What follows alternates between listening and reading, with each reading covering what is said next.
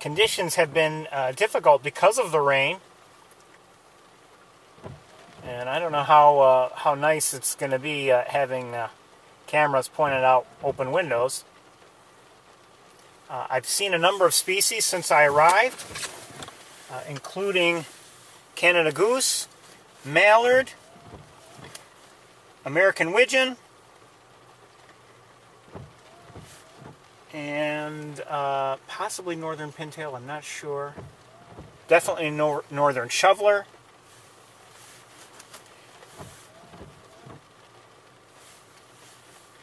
But like I said, it's a windy, rainy, kind of ugly day.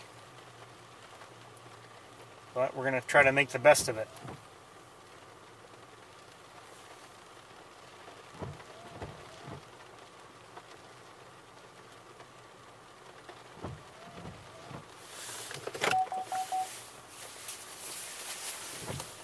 So let's see if we can take a look around. I don't know how much time we're going to spend here in Montezuma with this rain.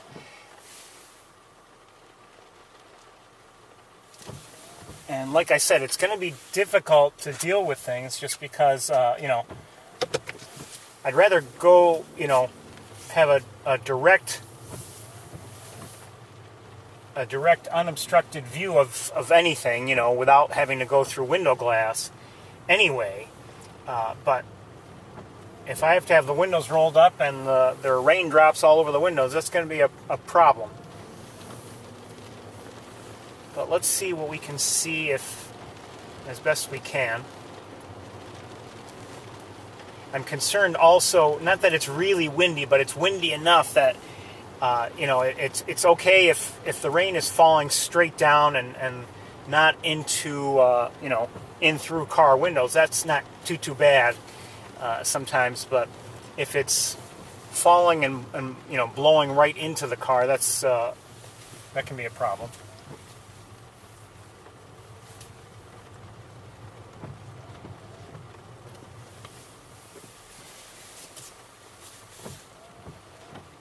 In terms of bird watching today, for me, it's been a quiet one to this point. I did not see my neighboring red-tailed hawks before I left home. And I didn't see any hawks until I was well on my way here.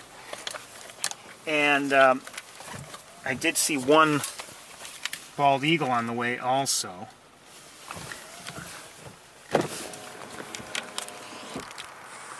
Already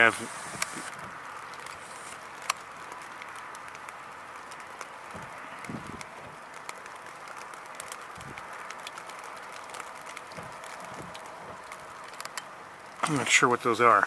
I already have water on the lens. Northern shovelers.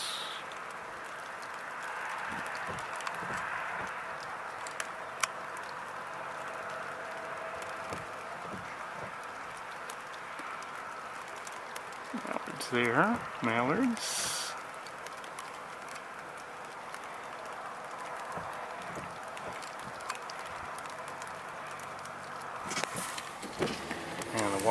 The rain's coming right into the car. Hold on one moment. I'm going to do this repeatedly. I have a feeling today I'm going to try to get the water off the lens. I'll be blowing it off as necessary.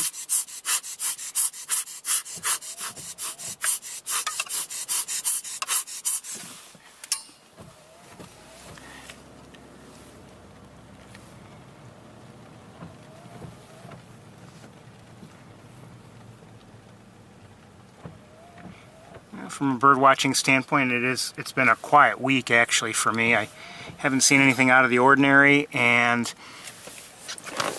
there's essentially, at least at nighttime, or you know, after work each day, there's essentially no opportunity for me to do any like bird watching. I think that's a pintail. Female pintail there behind the mallards. I may have seen earlier also, just so you know, I may have seen blue-winged teals, I'm not sure. Speaking of teals, is that a green-winged? Alright, let's try to open the windows again.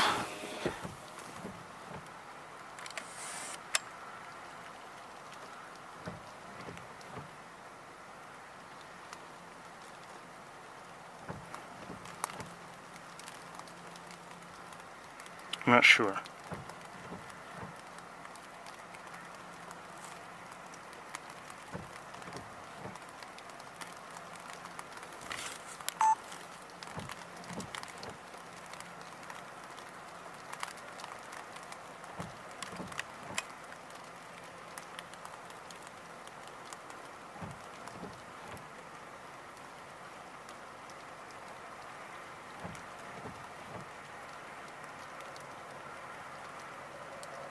I think they might be blue-winged teals.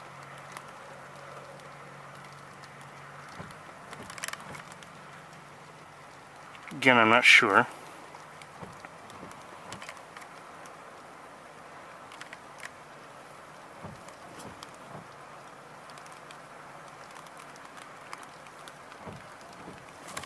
Hold on a second, I gotta do something with the other camera.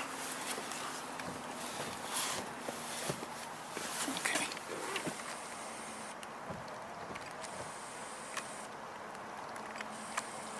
More shovelers.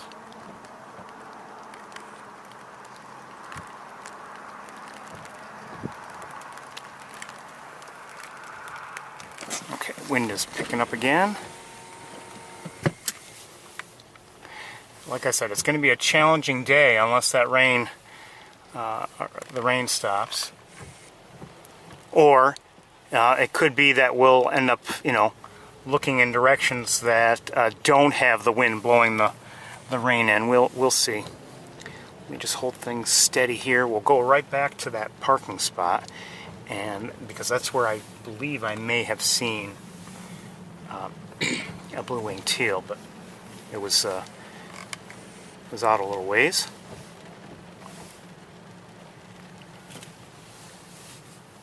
And that was a while ago.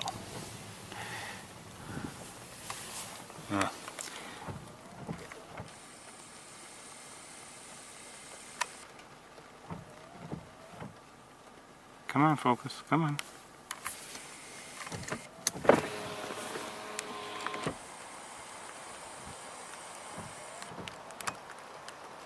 Okay, I don't see anybody in that neighborhood now. We're gonna get to Wildlife Drive right away.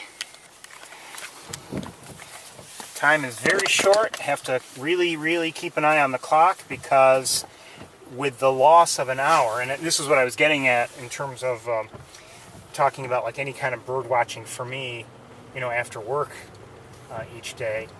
Now with the resetting of the clocks last weekend, basically it's dark before I can leave. So what do I see? I see a bald eagle. Same place we saw 1 week ago.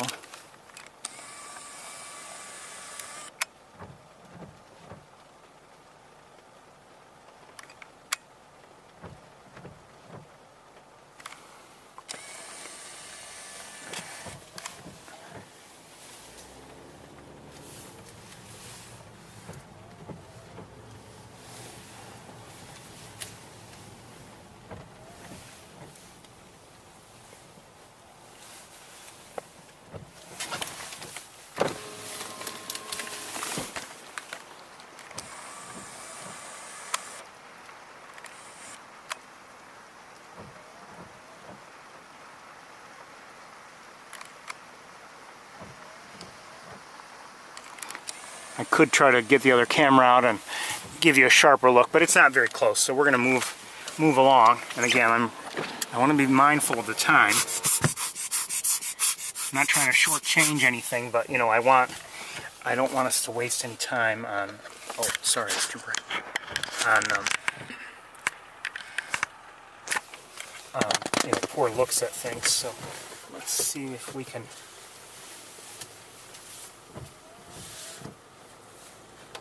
Cover everything. And I don't want it to seem like, oh, I'm just trying to go through the motions so we can say we, check off a list. Okay, we went here, went there, went there. That's not what I want to do. I'm hoping to see things well. I just don't want to waste any time.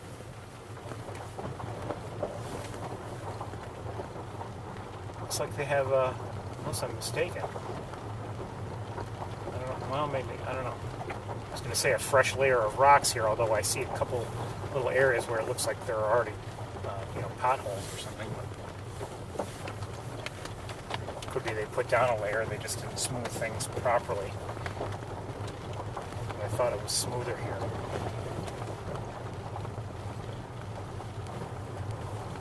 I've said it before. It would be nice in a way if instead of these rock-covered roadways that we travel on, if they had just smooth asphalt, but I can see a benefit to having those rocks in that they kind of slow people down, me included, and help to keep things under the speed limit.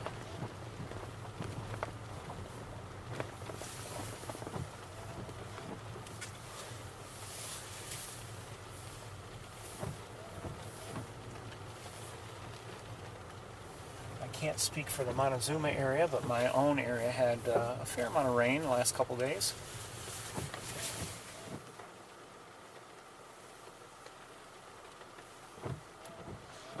Thought I had seen something just now out there, but no, that's just a sign.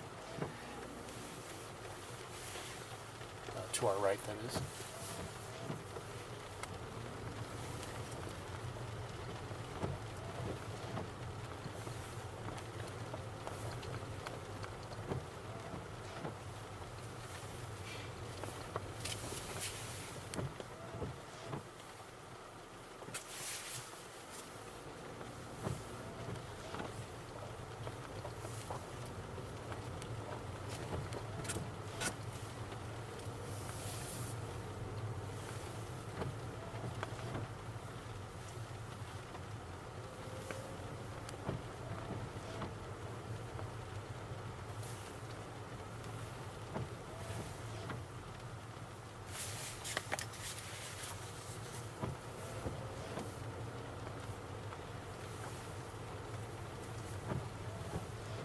Now, last week, I would say our visit to Wildlife Drive was a little disappointing. I had expected to see more ducks, far more ducks than we saw. I don't know what we're going to see today. I mean, the prior week we had seen many more ducks than we saw here last week. Now, as I had noted, though, it might have been very much a factor of just the ducks being here, but not in places where we really could see them. With our views blocked by vegetation. So, to our right, I am seeing a Canada goose all by itself, so I'm hoping it's okay. And I'm seeing some widgeons. Or, I'm sorry, not widgeons, some gadwalls. Hello, gadwalls.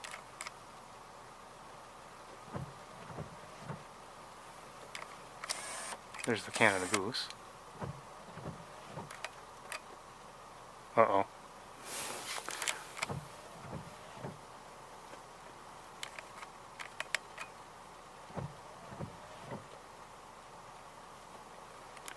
The goose is resting, but I thought I saw some wear and tear on its wing. Its wing feathers.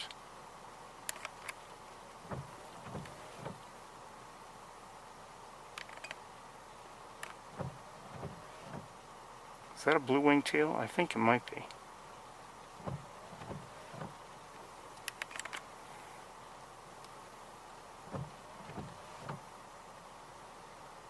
And those look like green-winged teals.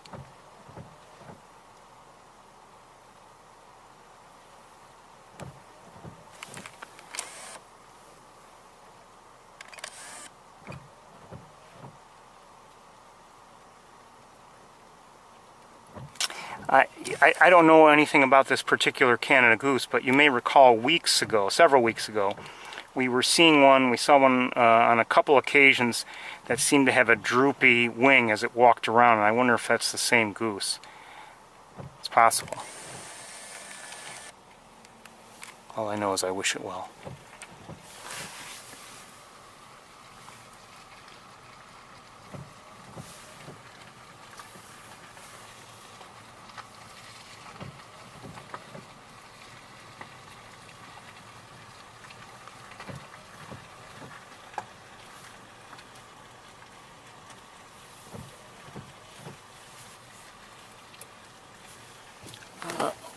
Some other birds just came in for landing, ducks.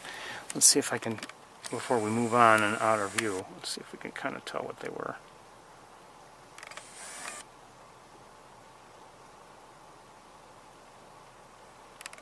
I can't tell, we've got that vegetation in our way. We have to keep moving.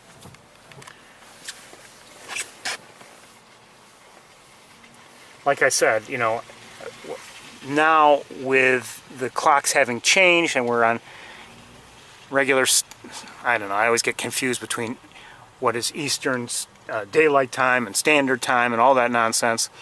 With the clocks having been set back, we have, relative to the clock, that much less daylight now to play with. And the sun is going to go down earlier, so we have to I can't stay here in Montezuma too long before I have to head back to Ithaca.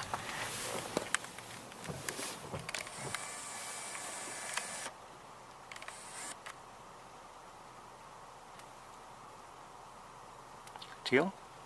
Green or blue-winged? That's my guess.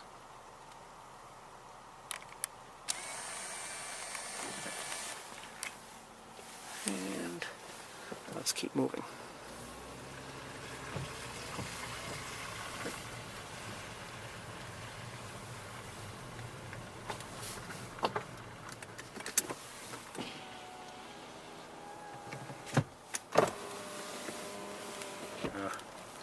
Okay. I do see birds here, but I've got, as I open this window, I've got rain trying to make its way in. There's an American coot there.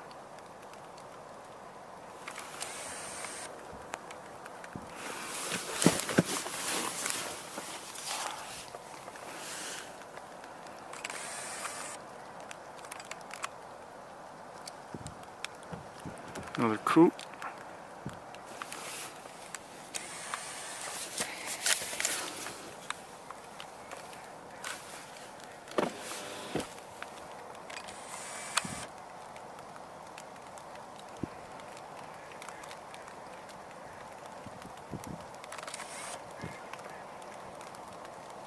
I think I hear a mallard or two.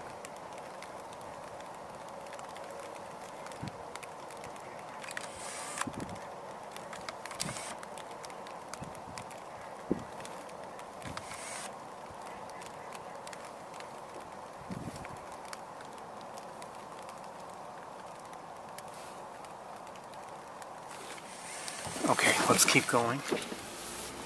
Again, I'm hoping to just keep the lens free of raindrops and as best I can.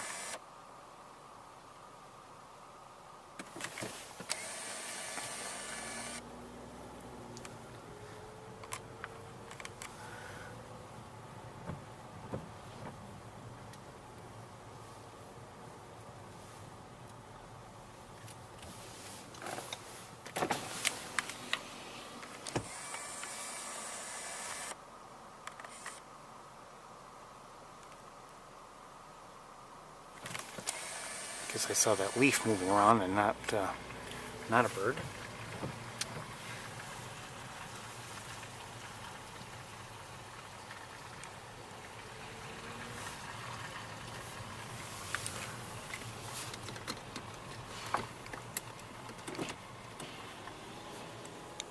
So until the rain stops, it's going to be windows up, windows down all day long.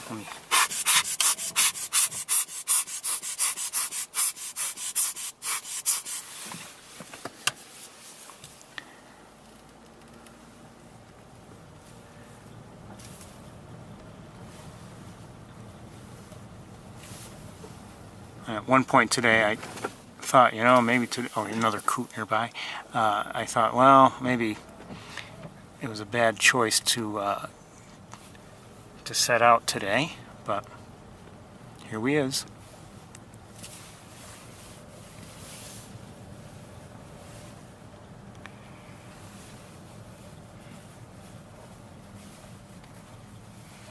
Of course, that's going to happen. You know, you go out bird watching, and the conditions aren't always ideal. In fact, they rarely are ideal. Another coot nearby. You know, you're always going to have to deal with something.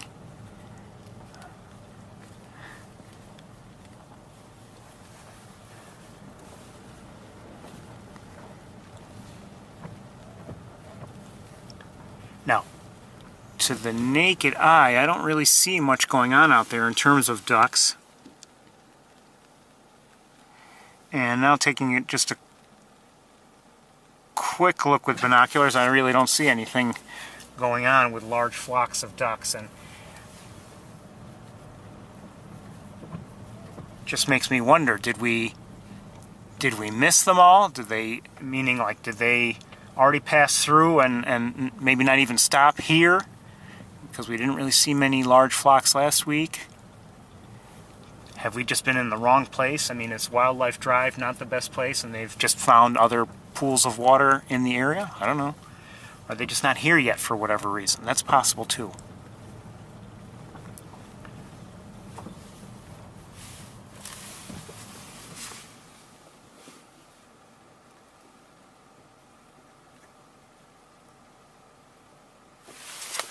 That is very possible.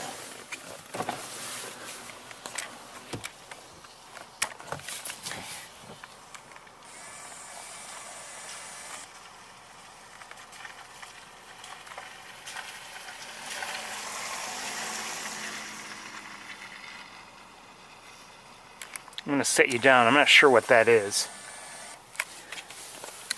Just want to see if I can look with binoculars and figure it out.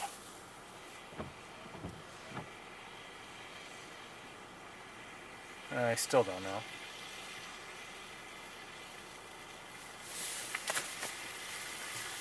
Okay, I'm gonna take a quick look with the scope. One moment.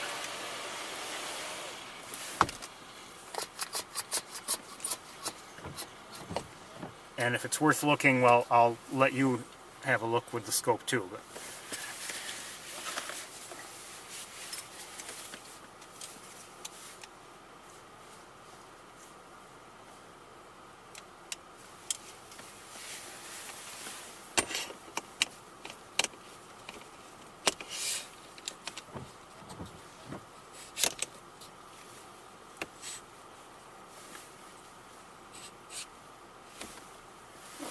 one moment.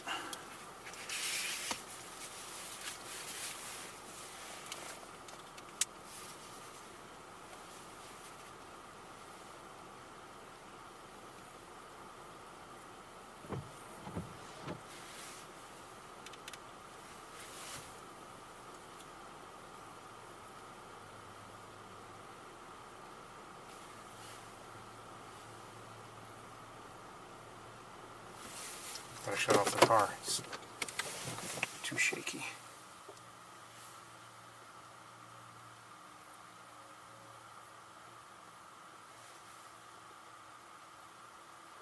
You know, it might not even be a bird. I think it could be just the way that tree branch.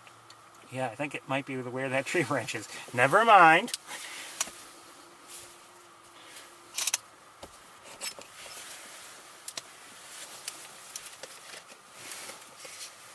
Never mind. I tried. Well, actually, at least I didn't show you and waste your time on it. I'm just wasting your time without showing you, I guess. So you'll have to excuse me.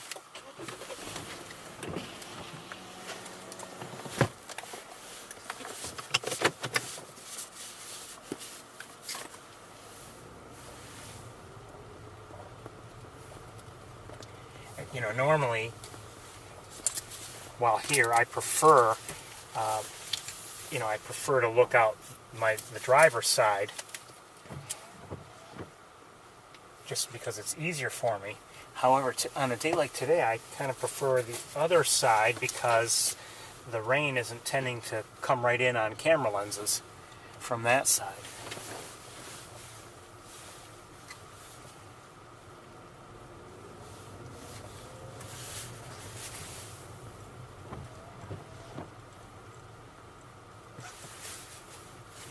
Let's stop and look out there.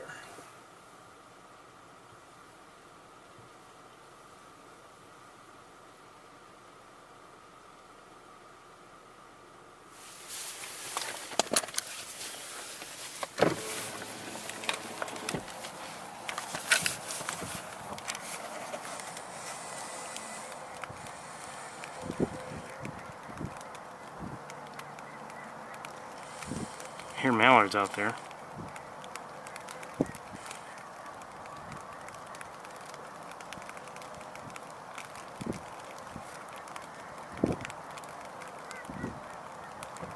That is a ring-necked duck. Thought it was something different.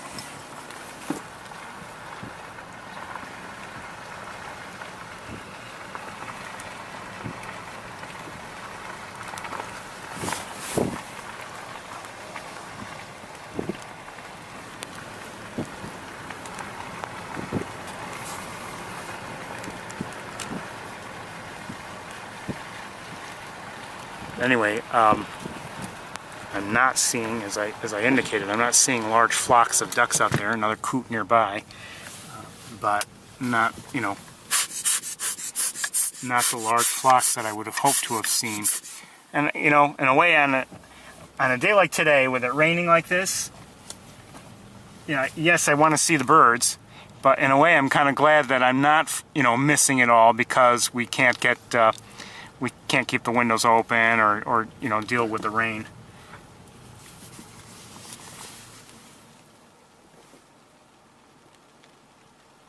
Out there a little farther. Let's see if I can. Okay, kind of, sort of. A couple shovelers out there, males. There's one and the other is there.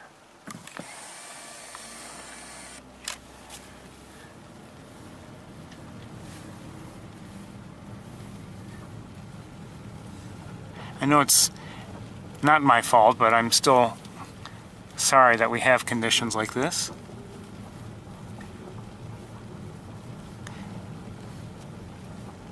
It is November, and you know, well, of course we can have rain any time of you know, any time of year, or rain or snow or some kind of issue. Up ahead on the road, I see gulls of some sort.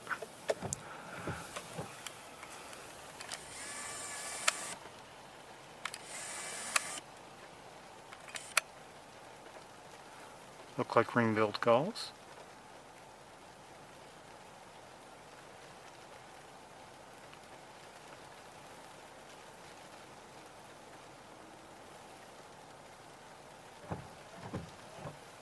Beautiful. A lot of people don't like gulls, but I like them. Sure, they can harass people on the beach or harass other birds at times, that's true, but I like them.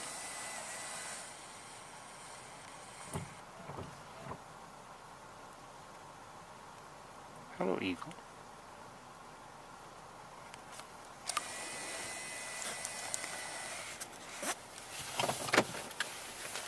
Let's see if we can look at it a little better. Let's see what we can do with the other camera. 1 second.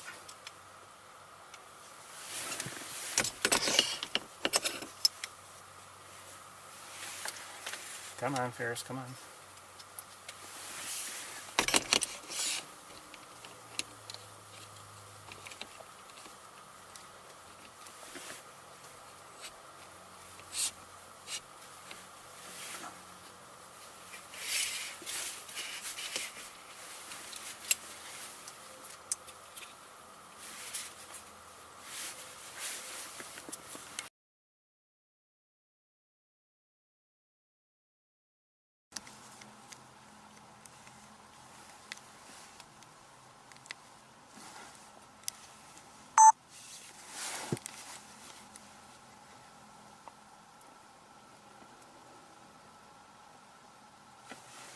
Hold on.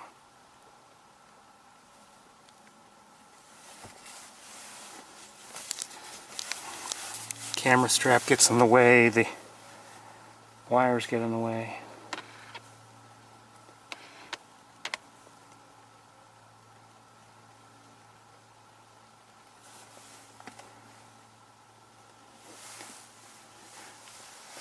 Let me make some adjustments.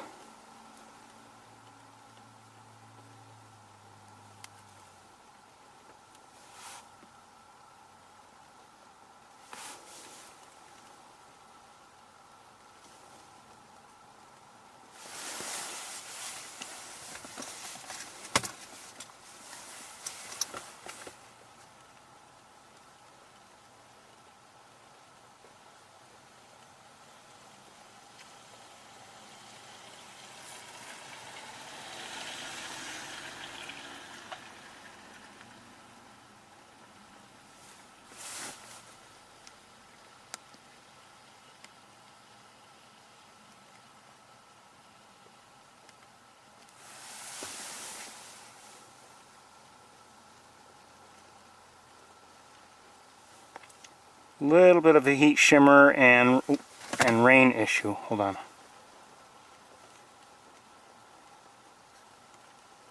Not unexpected.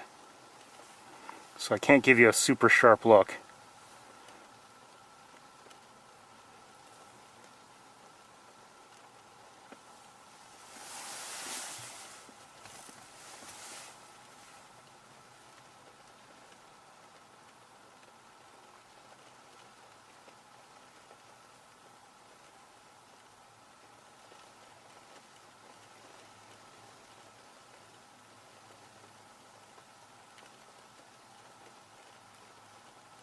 You can see the eagle is just kind of, holding on and maybe dealing with some of that wind. It's not very, very windy, but it's the wind is fairly steady.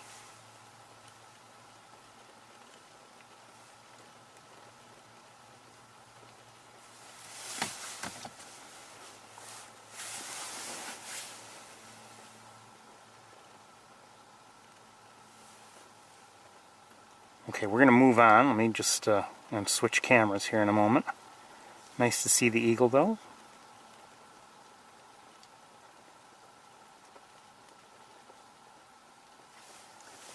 While we're here, anybody else around that I can see? No, not really. All right, let's move along.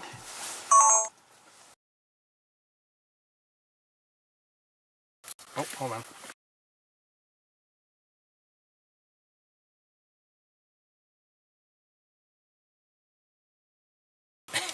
So annoying.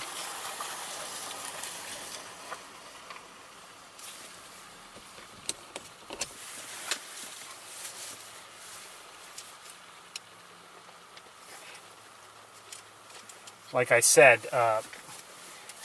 sometimes on a day like today, the more difficult viewing from the right, on the right-hand side of the car is actually easier because we can deal with the rain, or I should say, there's less of an issue with water coming into the car and onto camera lenses.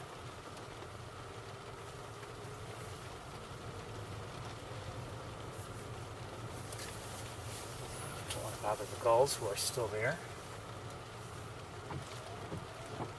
There are other gulls up ahead.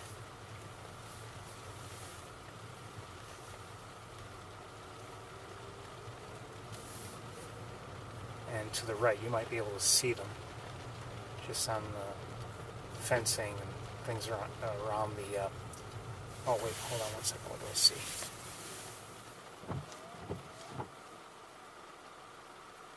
Looks like an American crow up ahead in that tree.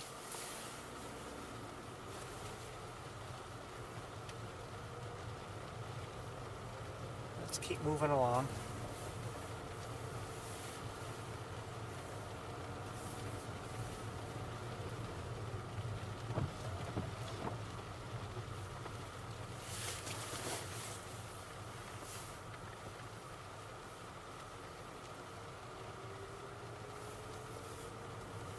Now, there's someone outside of a vehicle here holding an umbrella. And I'm wondering if, and maybe she's looking back in the general, well, I don't know what she's looking at, to be honest with you.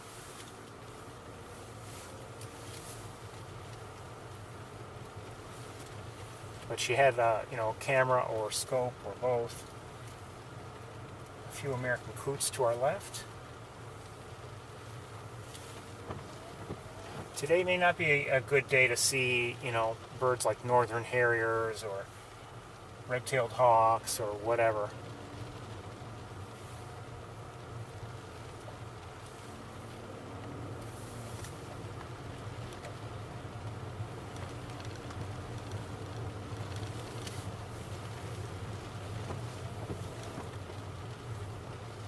And even, you know, even if it is a good day, let's say the birds are out and about and really coming into view, my own view outside of the car is challenged because of all the water on the glass, the windows.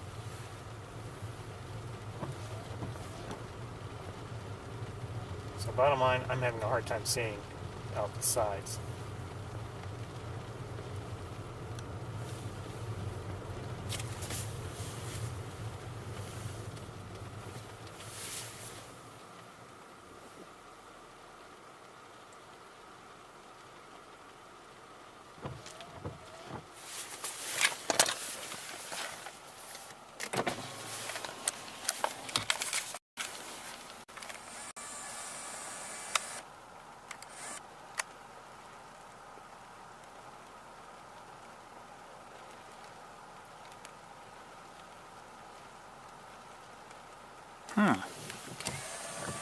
You know, maybe that's worth another look too. I'm not sure what kind of gulls we're seeing there, partly because I couldn't hold things perfectly steady given the zooming.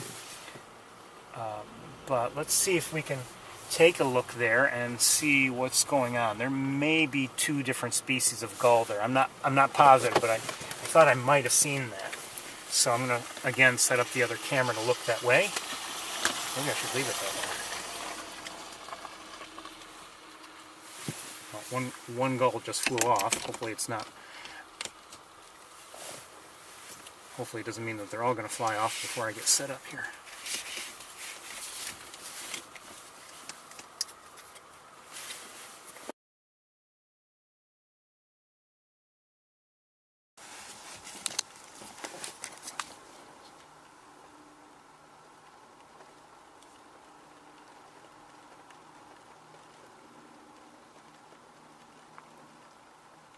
Those look like ring-billed there.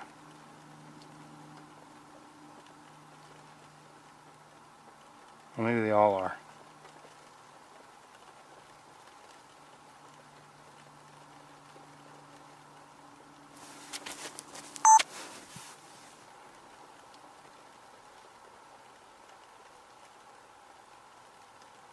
See, those look smaller there.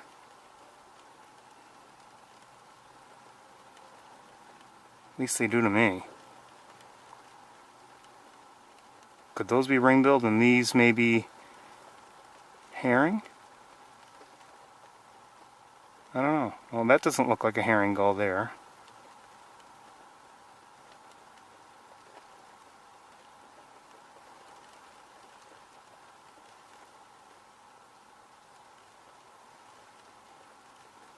It could be an illusion, an optical illusion, but somehow those look smaller.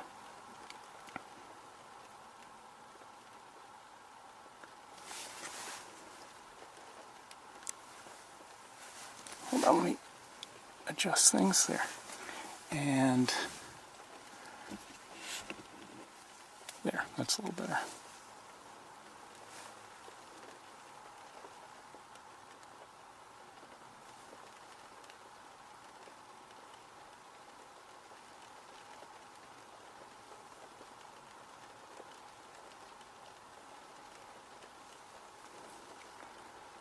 There on the left, those look like ring-billed.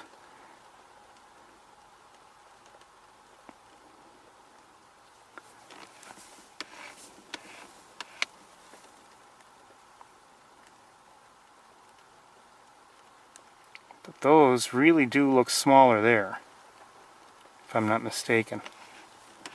And again, it could be an illusion of some sort at work.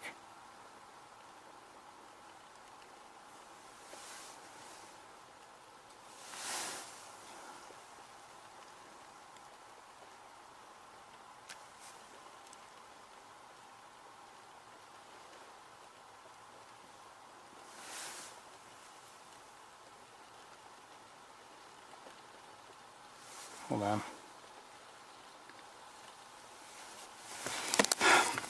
Stupid wire. What could the wire be doing? Well, the wire...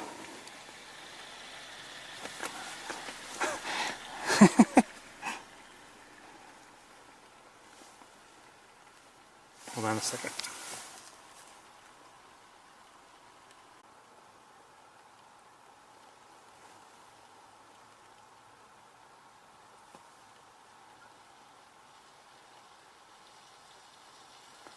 Probably not.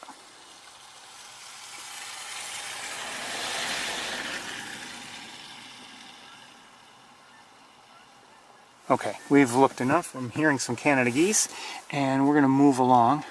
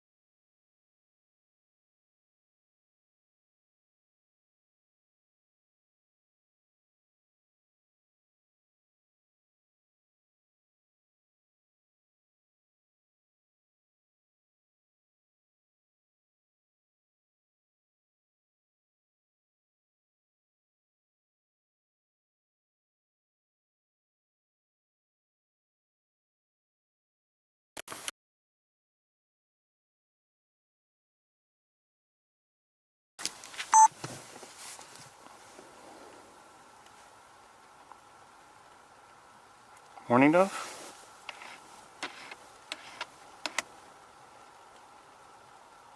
I would say.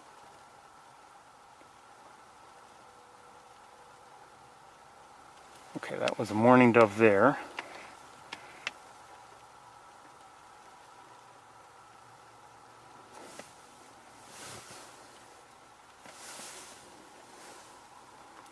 Anything else of interest out there?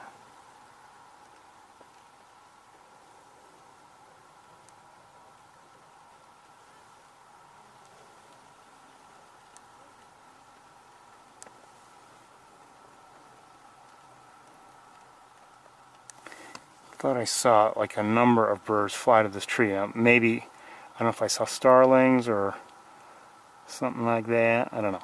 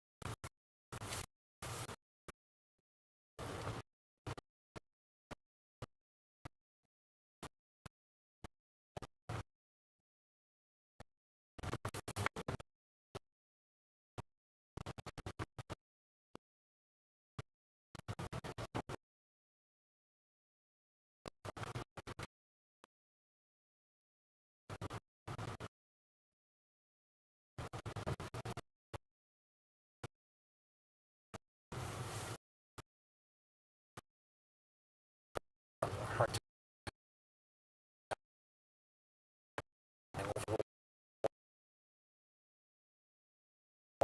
right off the bat. But now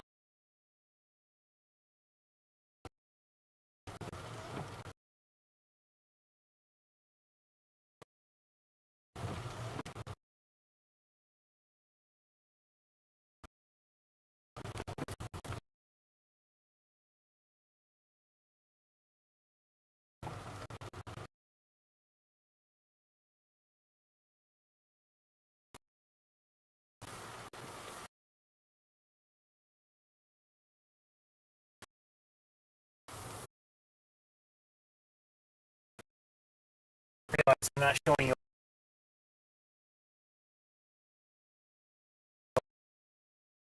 legitimately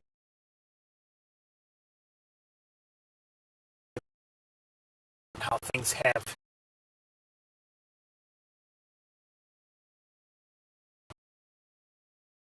coot to our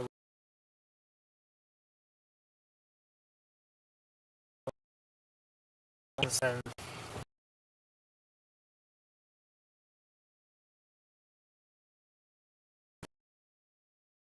anywhere.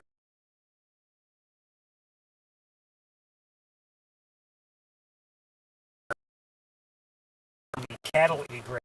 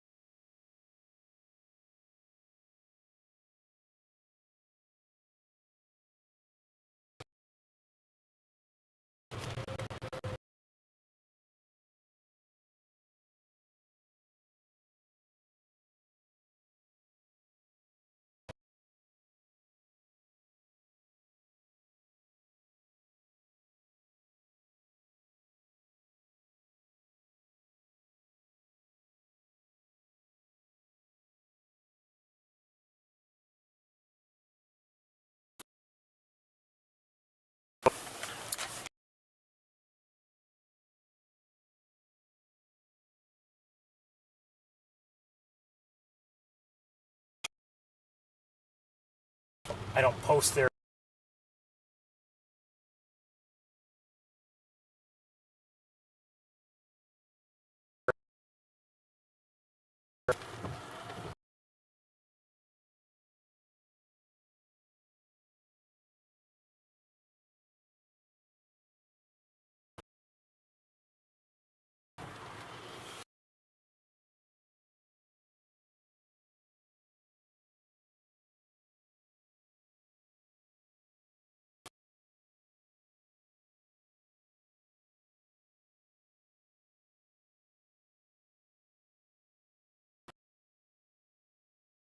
but anyway,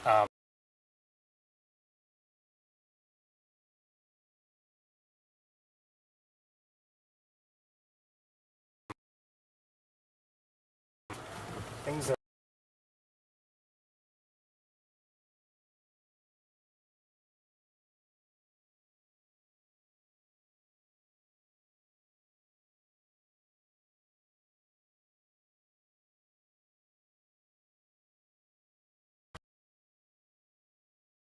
make sure you're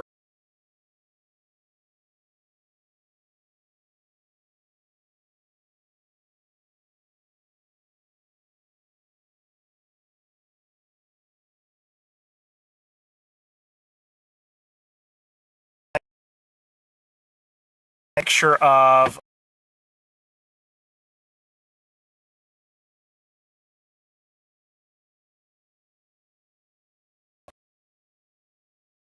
and I looked at it and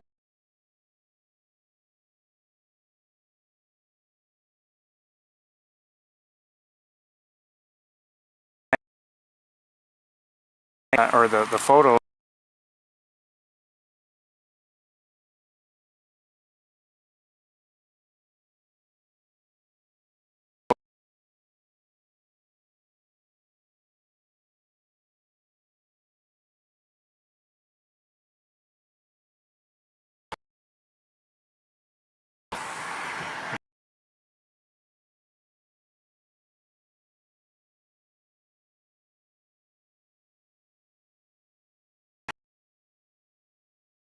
look at.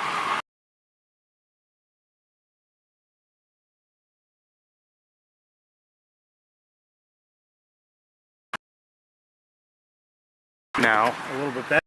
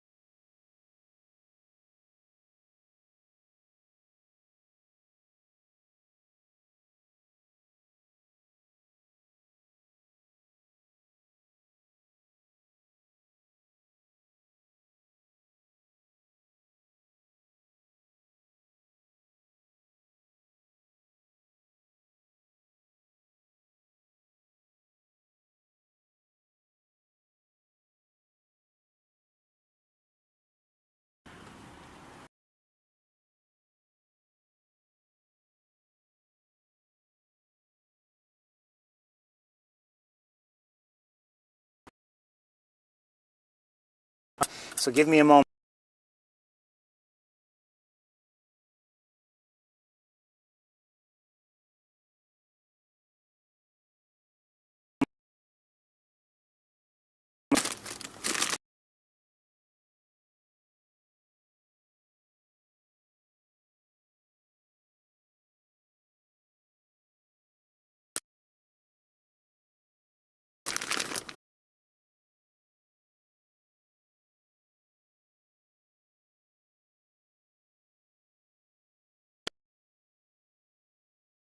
Serious.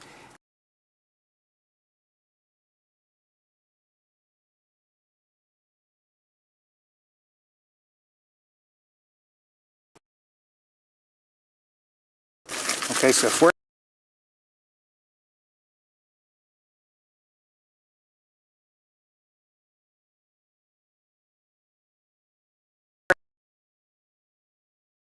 prevent anyone from talking,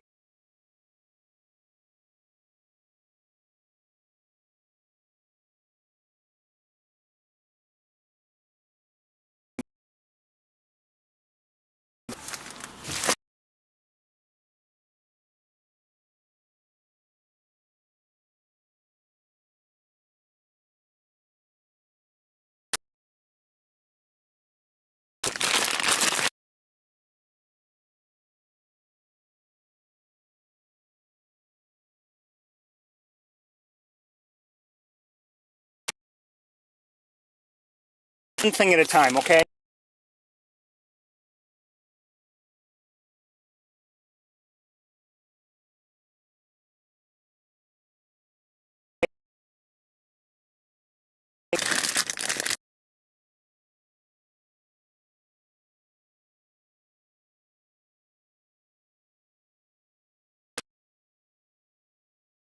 With things.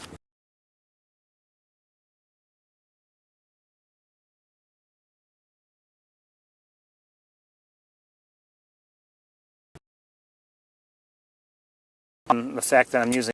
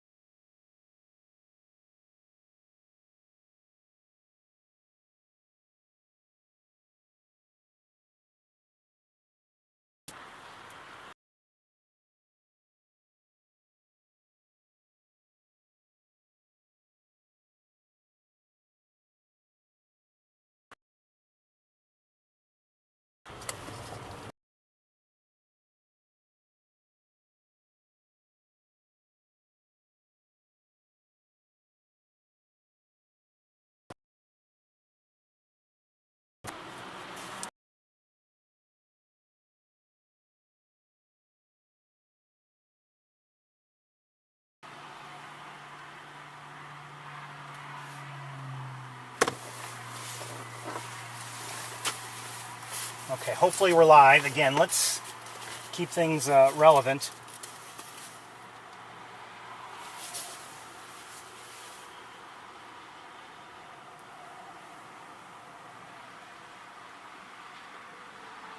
Oh, I see a northern harrier. Don't know if you're able to see or not, but I swear I'm gonna get very angry in a moment. Oh, there's the harrier.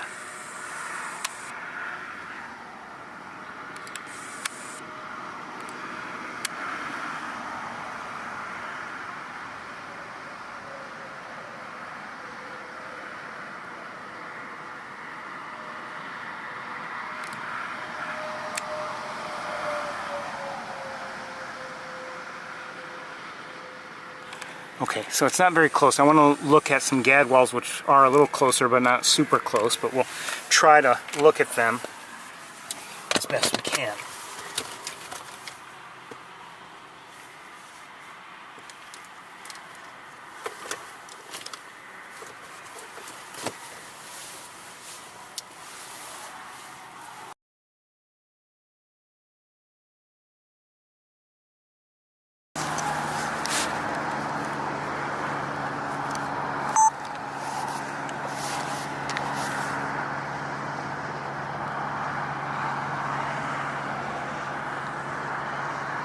So again, we're looking at gadwalls.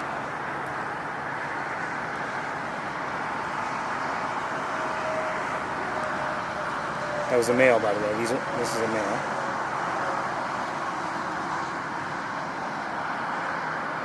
I have a hard time describing them. They're just different. They look different. I really like them, but in terms of like in distinguishing them from other ducks, somehow they just look different. Maybe not the females as much as the males. Lighten up just a bit.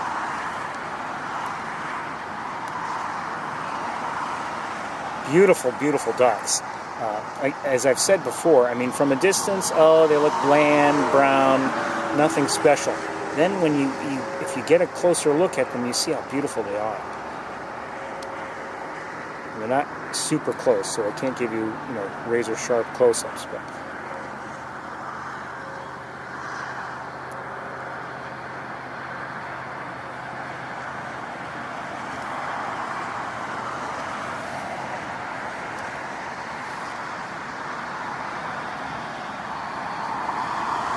hey.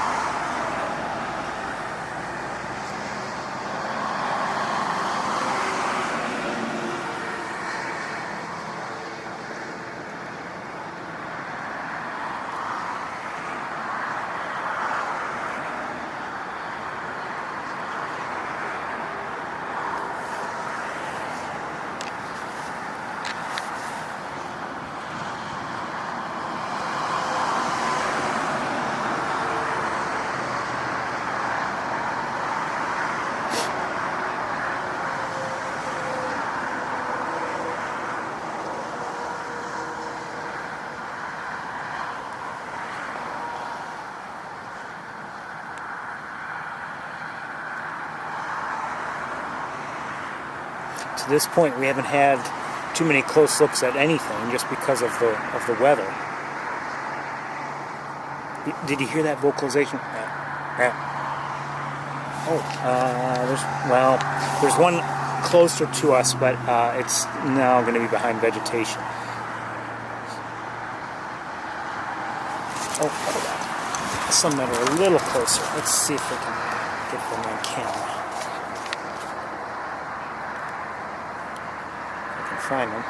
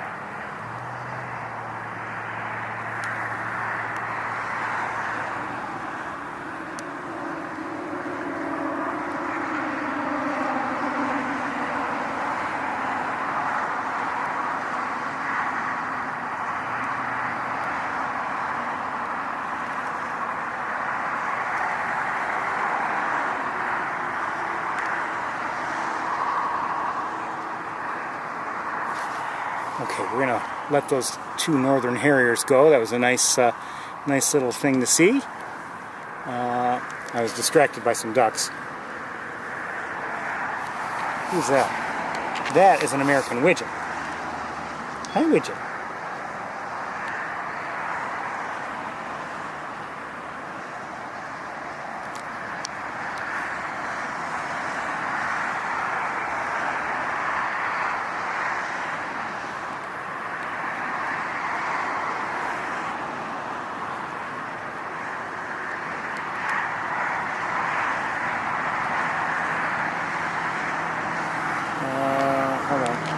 Hold on.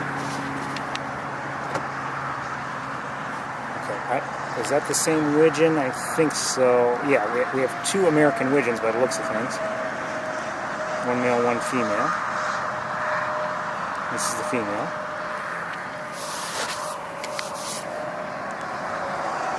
Where'd she go?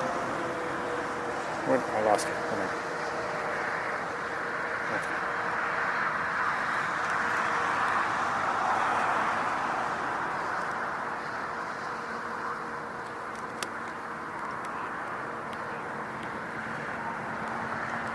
And they're swimming over towards the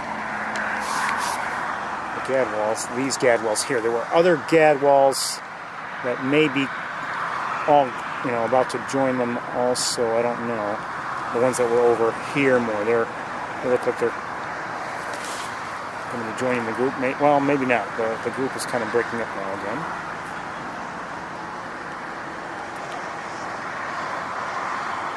We're going to move on. Let me just have a quick look with binoculars. It's still raining a little bit, but not heavily.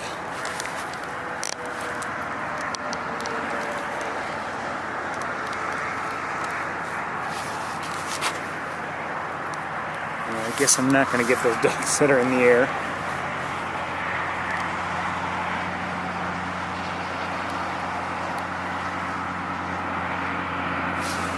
Okay, and hold on. We've got. Hold on. I've got to look with binoculars. 1 second.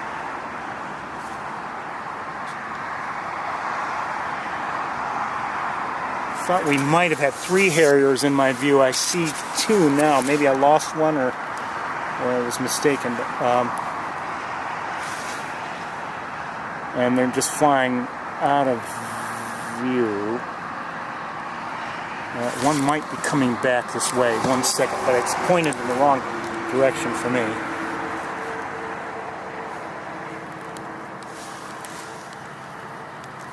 If I can find it.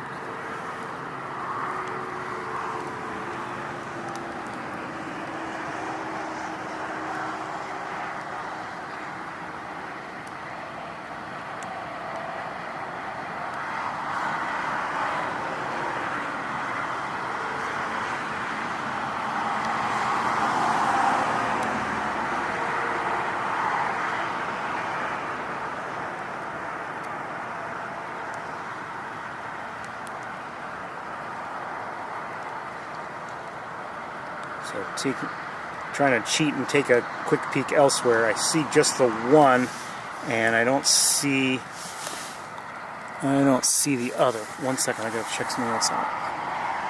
Okay, let's move on.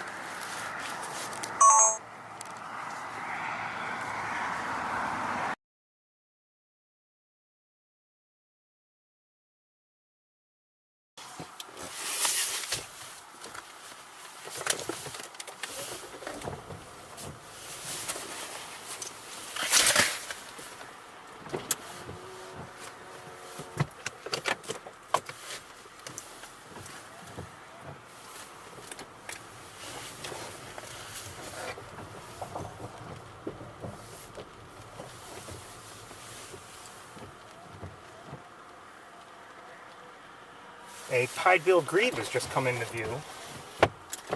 Hold on.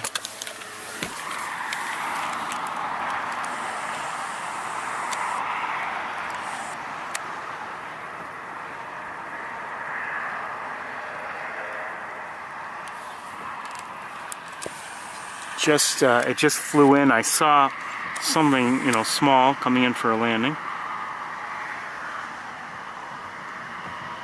There it is.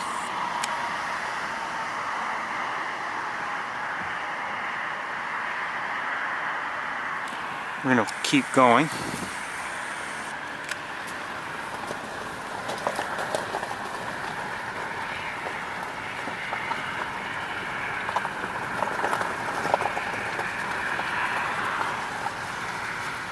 You know, it seems early. It's almost 10 after 1, but it's late. You know, I need to get back and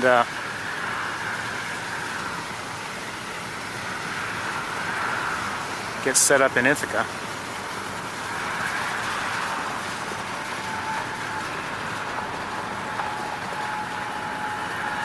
So I'm now reviewing the potential areas where we might go here before I head out of the Montezuma area, and I don't know if I'm going to go to too many more places. Maybe I think we're again going to skip Van Dyne Spoor.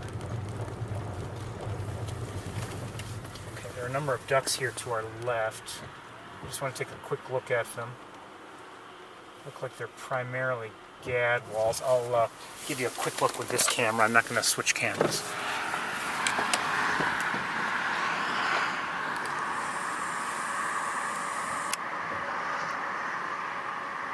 Come on, autofocus, there we go.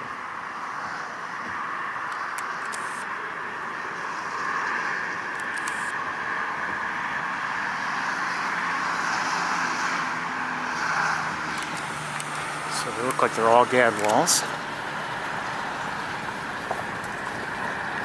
And I didn't get them all, but we're gonna, like I said, we're gonna keep going.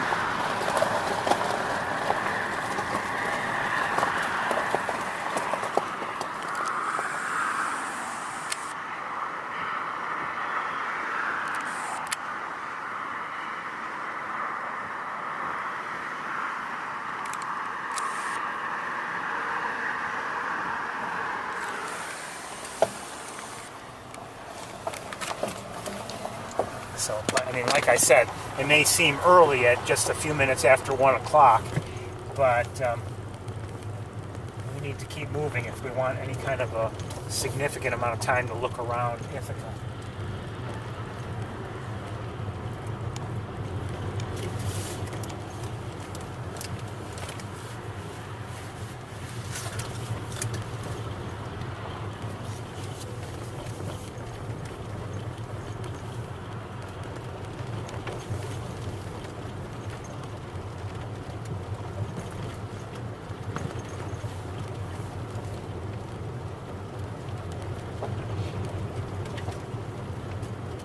I ask your forgiveness during times when we're having technical difficulties. I get upset, and also, I have to remain focused on getting the problem solved.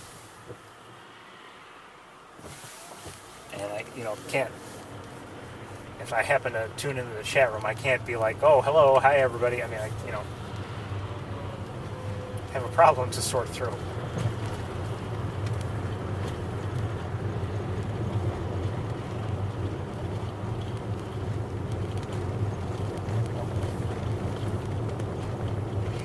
I know I'm moving right along here, but it's not like I'm zipping past many birds that I see. I'm not, usually, it doesn't matter what time of year, we don't see many in this little stretch here.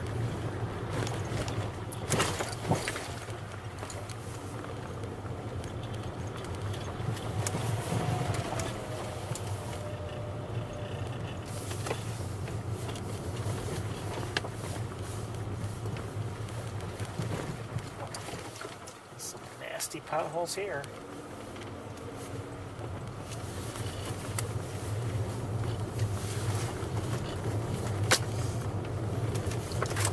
I swear this one cable is really driving me crazy today.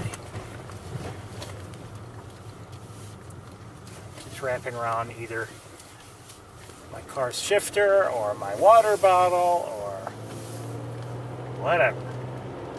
Okay, that's it for Wildlife Drive. Not not our busiest in terms of seeing birds that we've ever had, but considering the conditions and everything, it could have been worse. Could have been worse.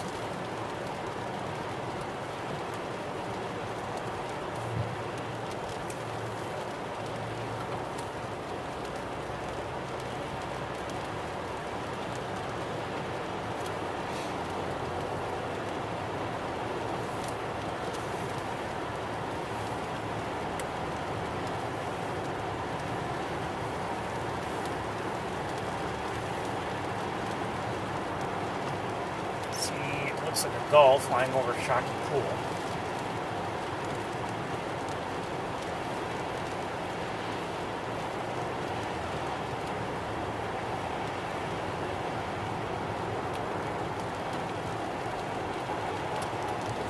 Okay, I think what we're going to do is we're not going to Van Dyne Spoor, but we're going to drive along much of the way there, or not much of the way, just enough for me to look around this area a bit. This area, we're not heading out there, but we're going to head as far as Route 31 or Highway 31, whatever they call it.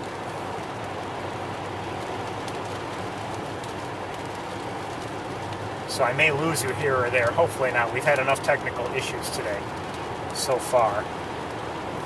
Very disappointed in that wire I had to replace. It's not old, it's just I just started using it a few weeks ago.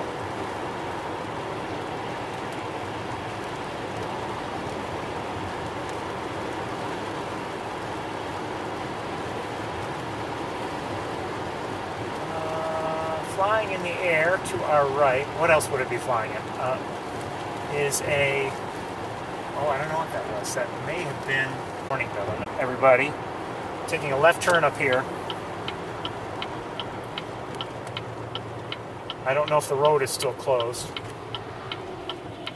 Maybe not.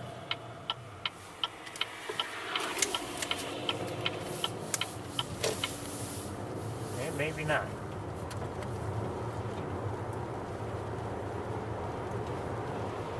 The road may not be closed, but we often have signal difficulties in this area. So I have to be kind of mindful of that.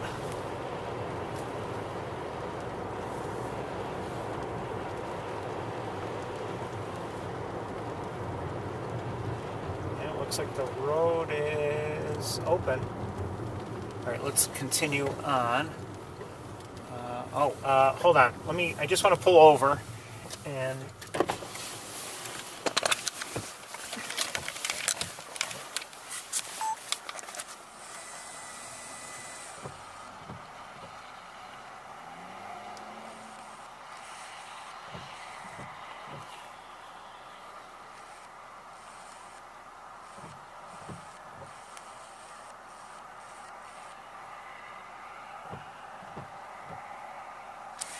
we'll maybe see if we can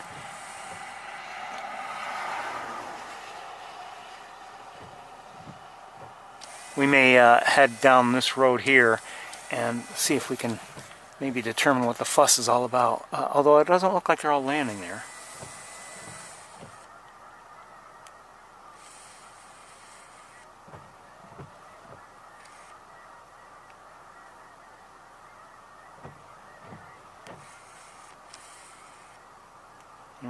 I don't know.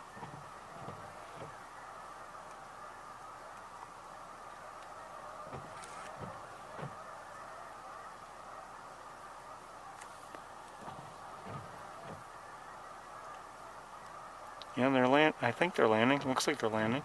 So let's, I want to just check what's going on up ahead, and then we'll see if we can catch up with them, whatever is going on.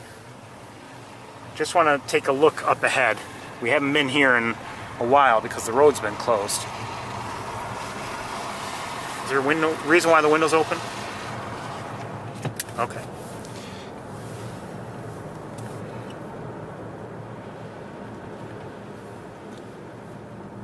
Just a quick look around.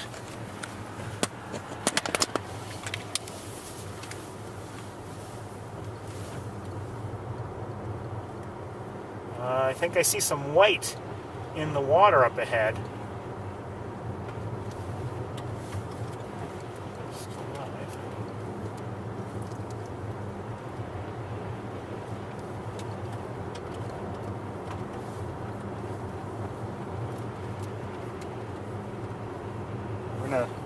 We're gonna turn in here and just have a little bit of a look. Oh, there may be a lot of things to look at here. Maybe some swans. I think, maybe. I don't know. All right, let's see what swans. I'm sorry, tundra swans. And I don't know what these are.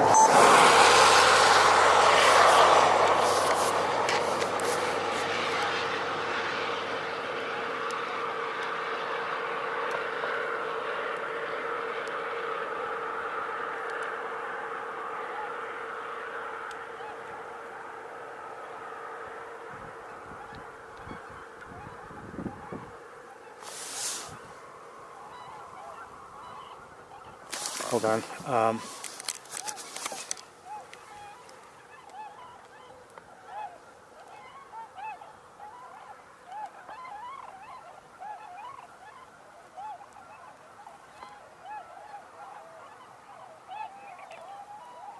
These could be trumpeter.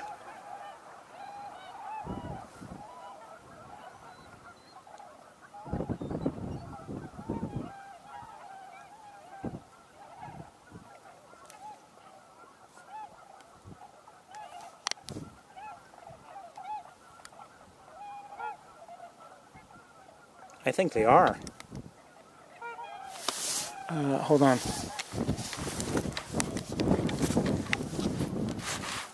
Uh-oh. Oops. I've got one. My camera's too slow to react to my attempts at changing things, but that one just took off. And let's go back to these swans here.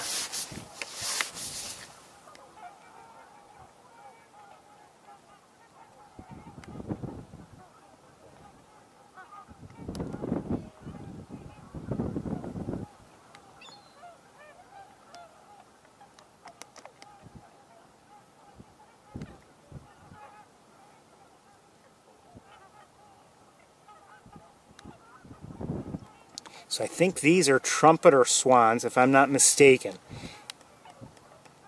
Okay, and now I'm going to reorient the... Well, let me look with binoculars. One moment. Hold on.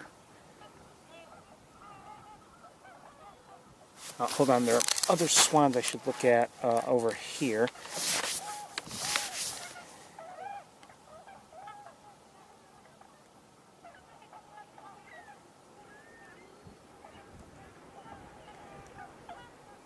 Looks like we have some young ones. Look at how cute.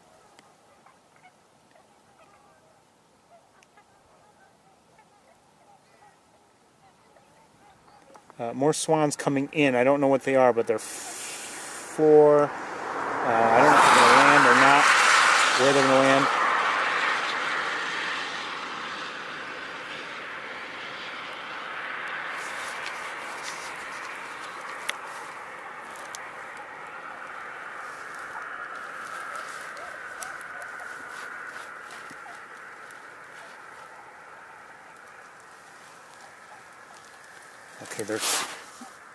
Okay, I can't stay with them.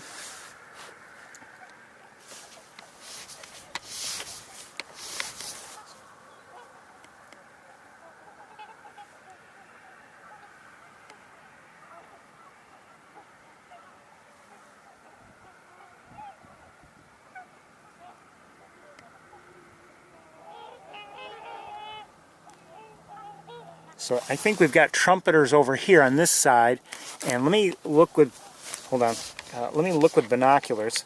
We have gulls here too, of course. Ring-billed, I think. And I hear tundra also. I don't see them from where I am though.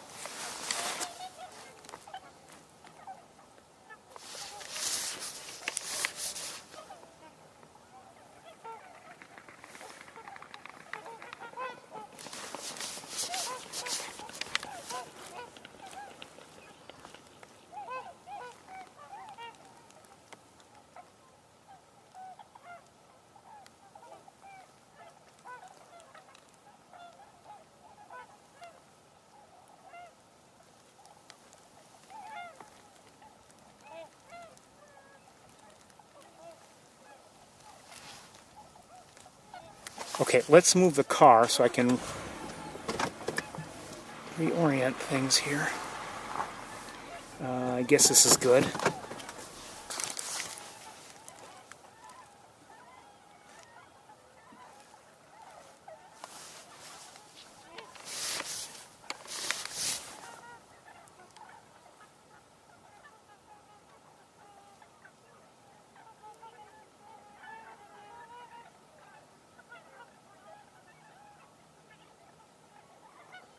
Well, I can, for me, it's best to distinguish by sound, and I think I recognize the tundra swans.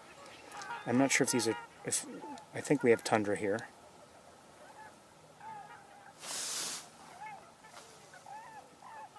And I think we do over to our left on the other side of the road.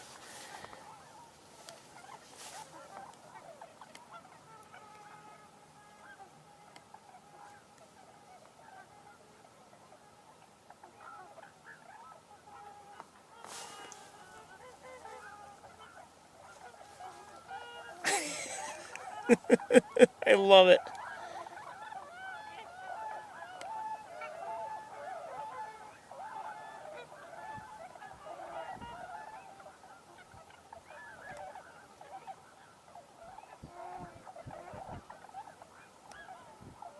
Absolutely love it.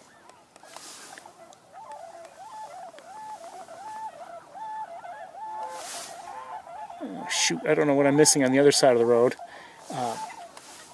but we can hear it.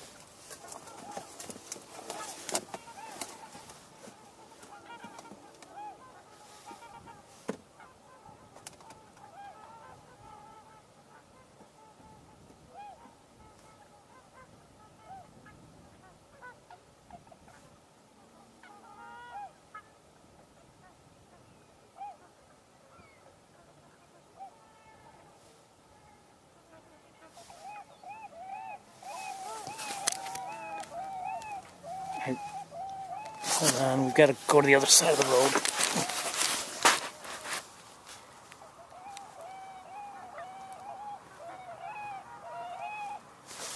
So those sound like tundra to me. I don't know if we've seen... I don't know.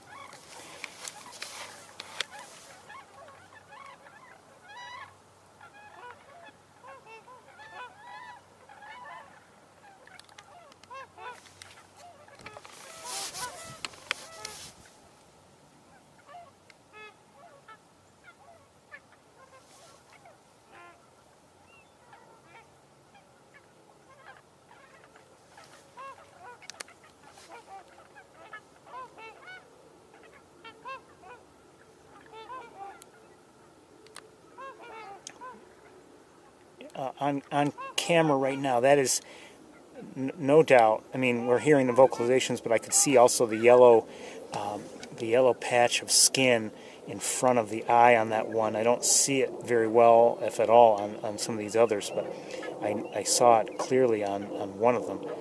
And that yellow patch of skin indicates, and it's not always visible, it indicates tundra swan as opposed to trumpeter swan. They look very similar. The tundra swan is a smaller swan than the trumpeter. But for me anyway, if I don't see them side by side, I have a lot of difficulty.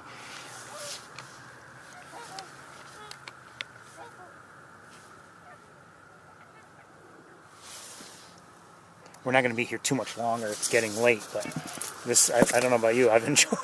I'm glad we came down here.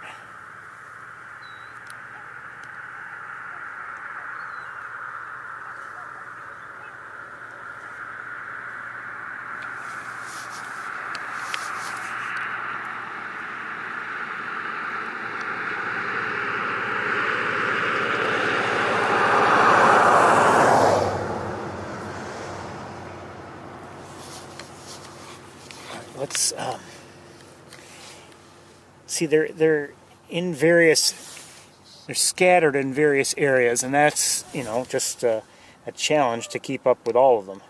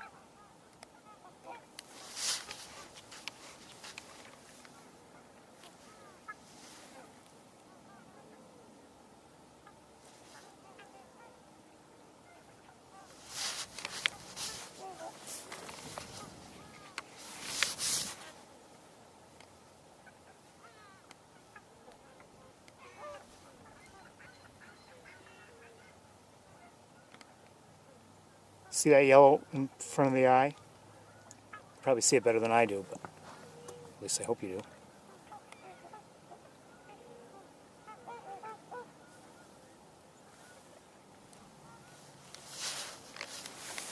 I have to admit, I'm not certain we've seen any trumpeters. I thought I heard some.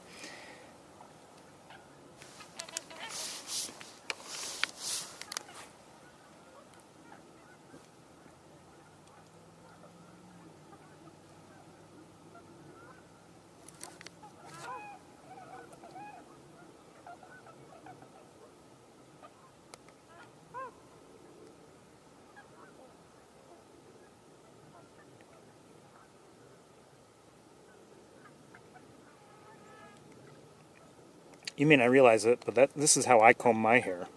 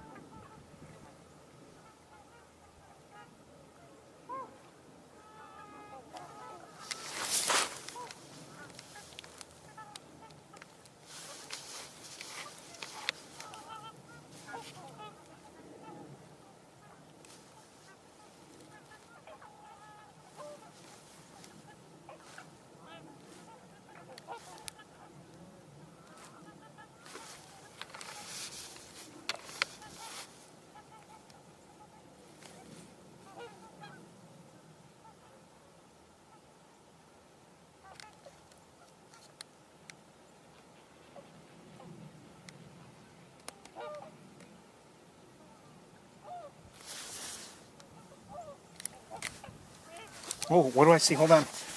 What do I see in the air? I'm not sure. It may have been geese, but I don't know. Could they have been cranes? Kind of doubt it.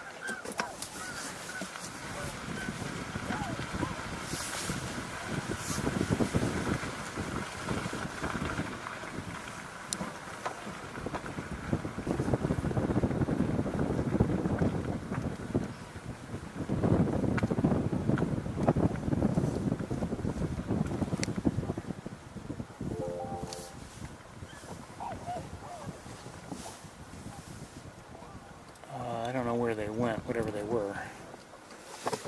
Hold on.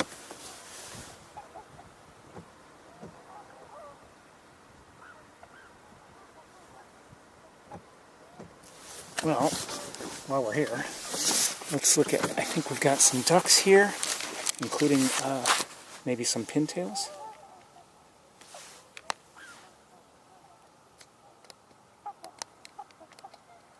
Battery's running low. Mallards, pintails.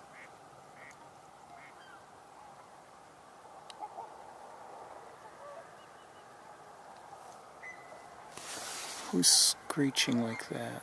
Oh.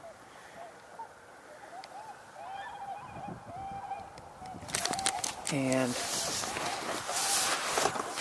oh!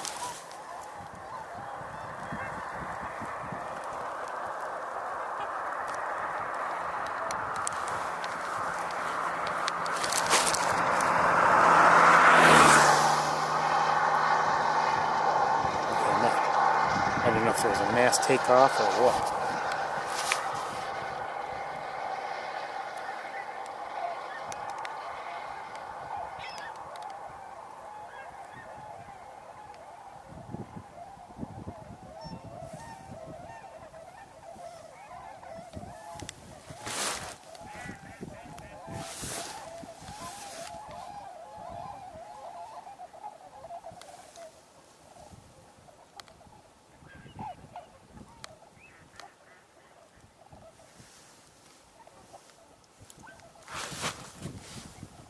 Okay, we're gonna move on. Let me switch cameras.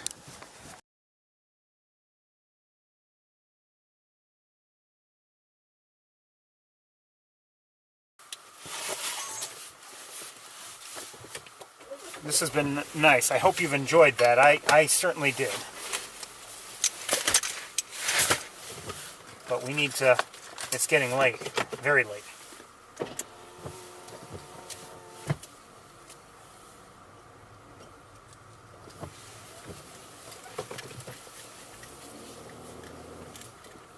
Yes, a harrier in the field that is now to our left.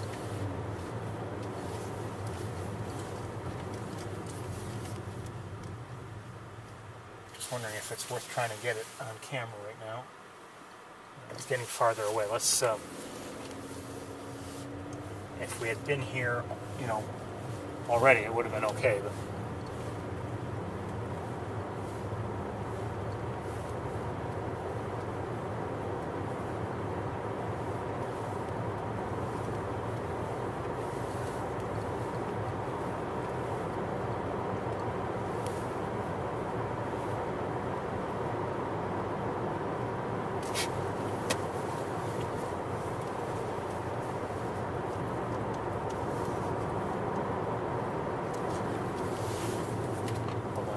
something from here.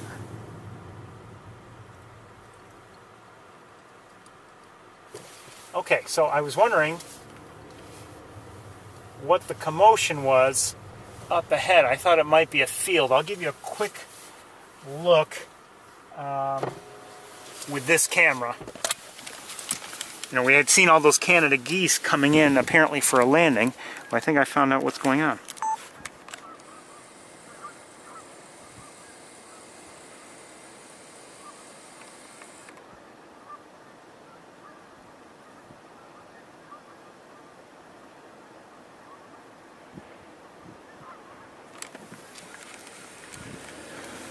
So we're gonna keep moving, I think.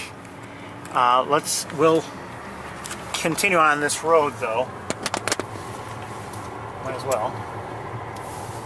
I think it ends in a place that's actually somewhat convenient for us.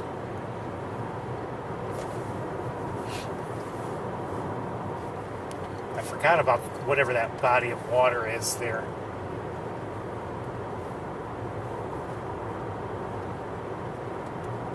You know, you have to, it is important to remember, you know, when I come here, when you come here, whoever comes here, it's not just Wildlife Drive. There are other areas that may draw the birds. And in fact, you know, oh, to our right, I see, what do I see? Hold on. I think it's a red-tailed hawk, most likely. Hold on. Yes, red-tailed hawk in the air. This is through the window.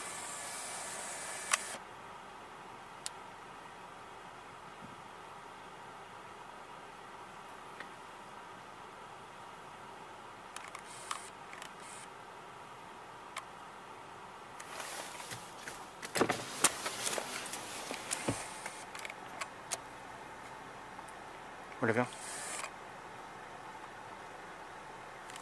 I don't know. It's there. I've lost track of it. We don't have time, especially for a distant look like that. Anyway, you know, these agricultural fields and bodies of water and everything, that's what makes the Montezuma area, a good rest stop for birds that are migrating.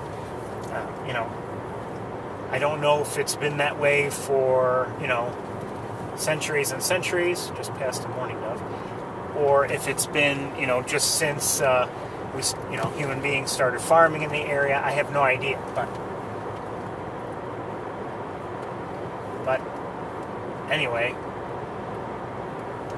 the conditions are such, the location is such that the greater Montezuma area is a good draw for migrating birds. And again, it's not just the wildlife drives of the area that are good. I mean, there are a lot of other areas, and sometimes, you know, they're not like official, meaning official viewing areas or whatever that have, like, you know, that are part of the preserve. Hold on, what do I see to our left? Do I see something to our left, or is that just a roof or something? A couple crows. I like crows, but they're distant, and we don't have much time.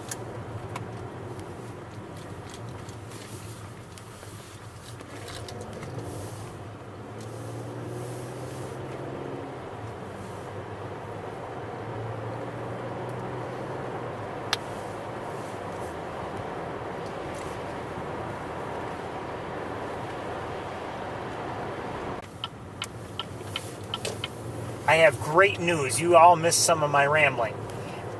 In the air to our right, I see... What do I see? I think I see a crow about to fly overhead, but I thought I saw something else. It may have been a raptor, but I don't see it now. Anyway, I was going on and about how it's nice when you're here to visit the various other areas that aren't the normal listings of places to go and bird watch, because some of these various fields have some good bird watching of their own at times.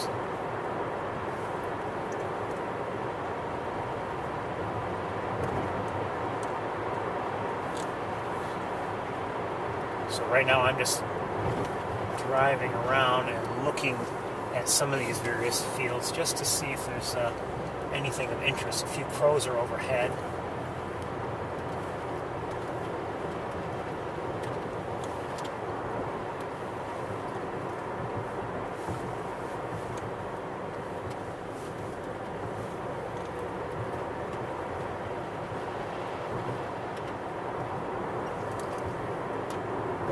Just saw a blue jay. And looking to our right, the cornfields have not been harvested yet. There are what appear to be Canada goose flocks above them, just flying along and not likely looking to land in the fields themselves. So we're going to just turn around and head back towards East Road. And if things look good there, we'll stay. If not, I'm going to pack up and head back to Ithaca because time is short.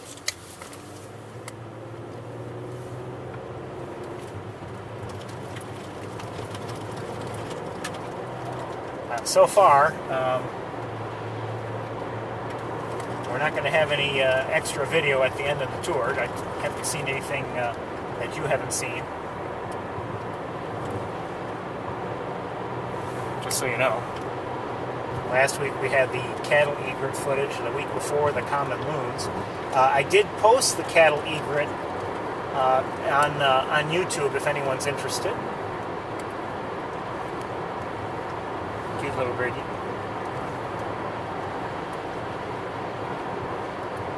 39 degrees, so it's on the chilly side.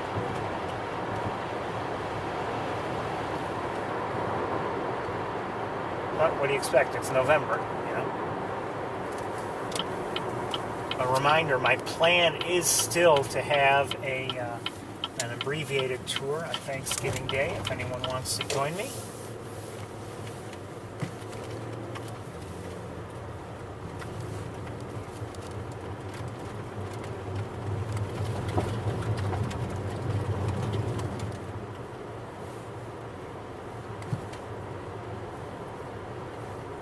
It's up to you, of course. Of course, it's up to you if you are tuned in today.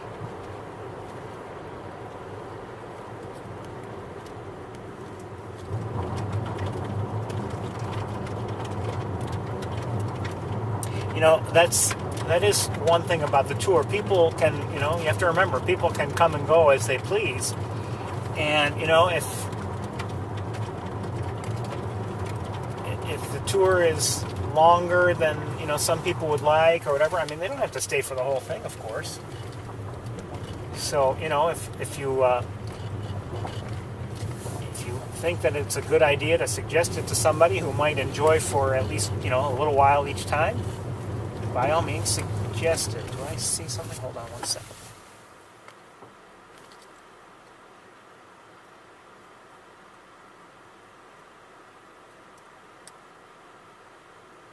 Can't tell if that's somebody or not. I think it might be somebody. As we move along, I'm trying to get my window to line up with this so we have a clear look. Oh, great, thanks. Now I can't see out the side window. Is this somebody?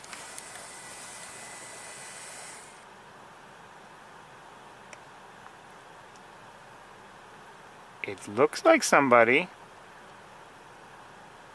The tail's interesting, though. Is that a Cooper's? Alright, hold on. We're going to have to... I'm not going to turn the car around. Let's see if we can...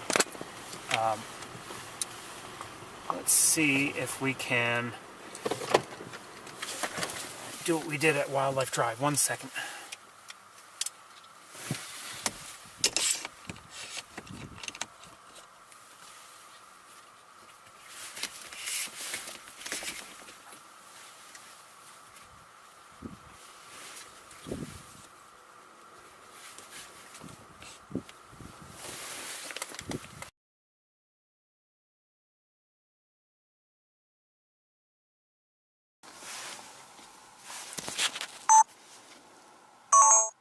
Come on, don't do that.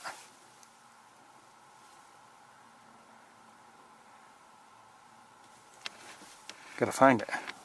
Oh, don't tell me it flew off. I think it flew away.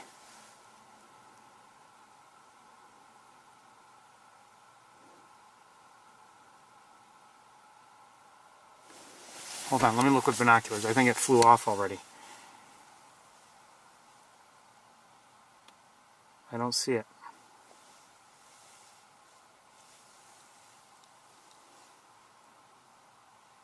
I'm thinking that was a Cooper's hawk, but I'm not sure. And now as I look, I don't see it.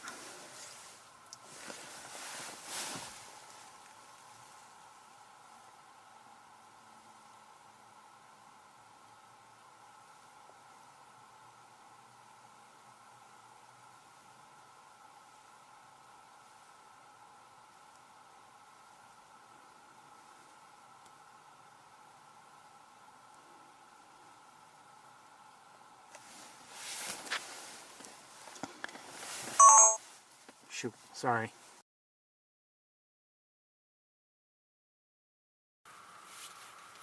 All right, let's keep moving. Maybe I'll get it inside again. I don't know. I don't know where it went. I didn't see it fly off because I was looking for it. It's definitely a bird of prey of some sort, but I suspect, because of the striping on the tail, I suspect it was not a red-tailed hawk, but maybe a young Cooper's. That's my guess.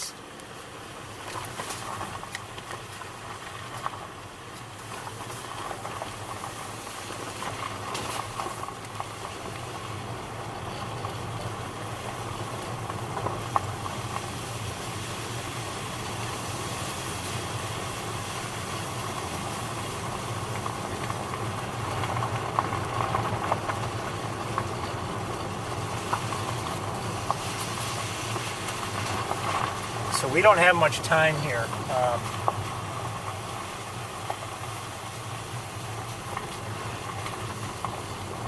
Because I am concerned about it simply getting dark. There appear to be quite a few birds down there, though. Not huge numbers, but quite a few. Just a little more.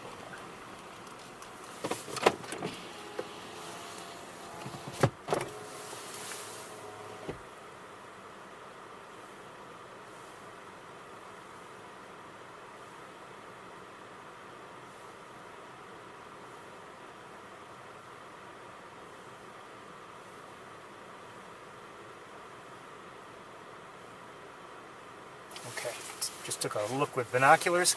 Let's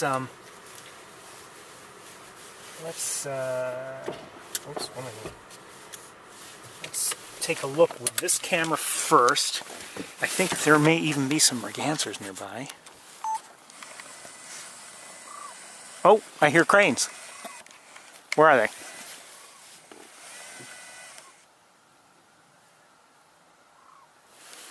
Hold on.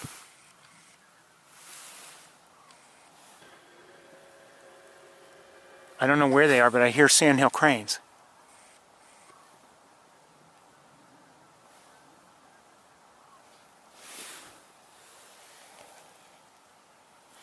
Okay, well,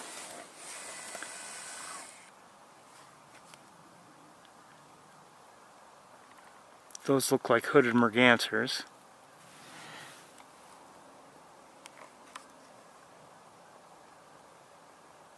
I see pintails. Northern pintails, that is.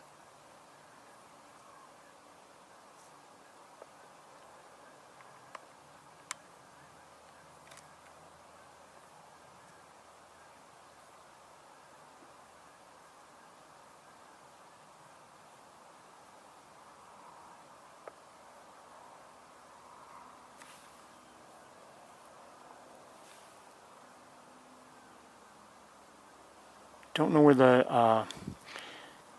the cranes are.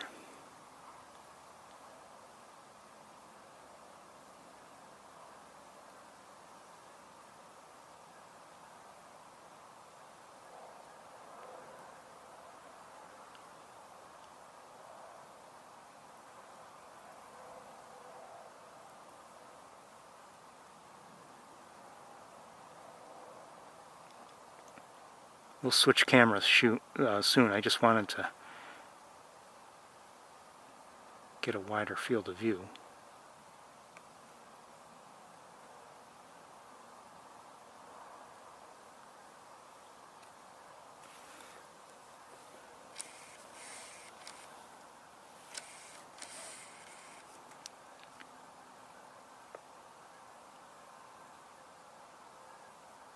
I'm hearing a lot of Canada goose vocalizations, as if like there are geese in flight.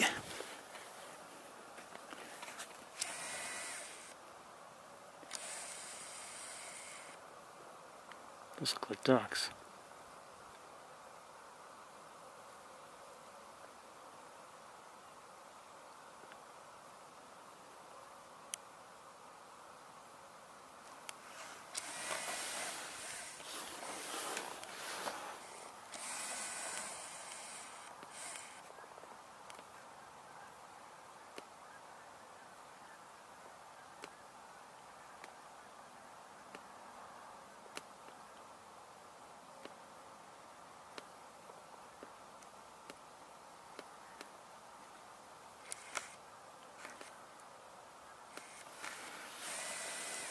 Okay, let's see if we can take a look a little bit with the other camera.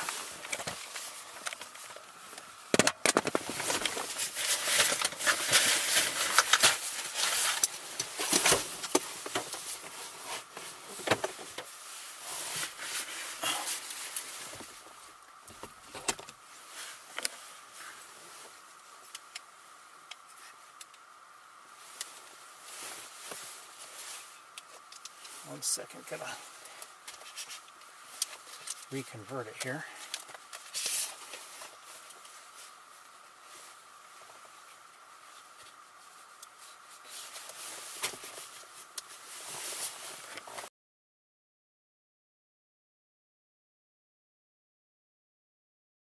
Okay, let's, you know what, let's first see if we can have a slightly better look at those mergansers. Again, I believe they were hooded mergansers, but let's take a look as best we can.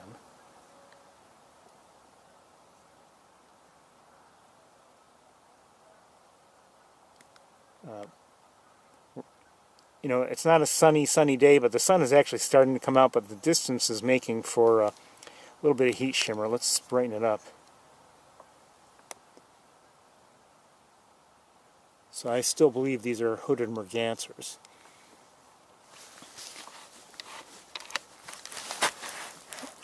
Is there anything going on way out there? Not that I see, and I should probably look around a little bit with binoculars, but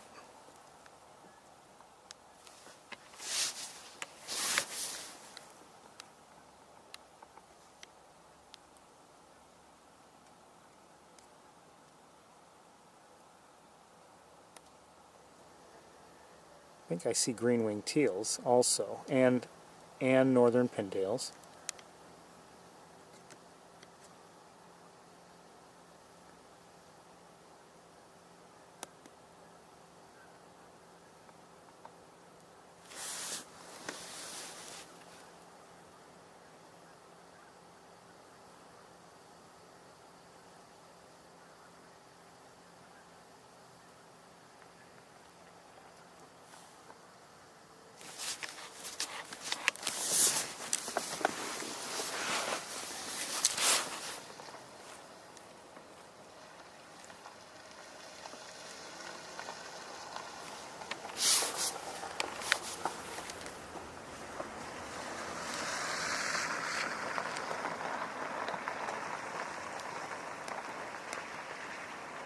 The battery a moment ago said 25%. Now it says it's almost dead. What is that?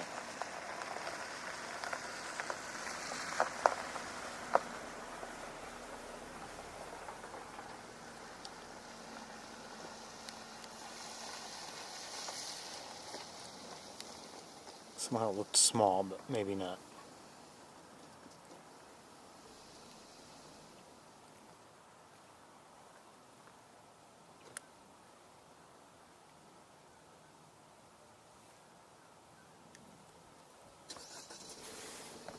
We're not going to have time to look at every single bird, of course.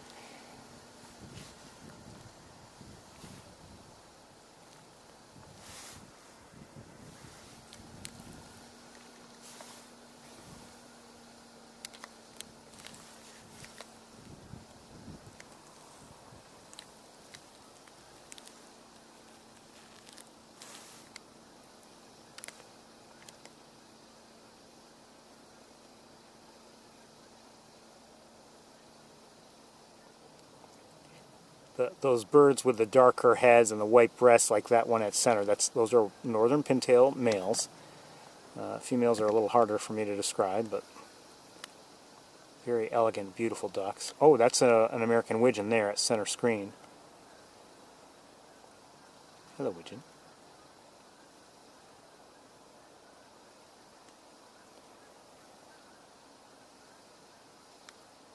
Who's that? I don't know.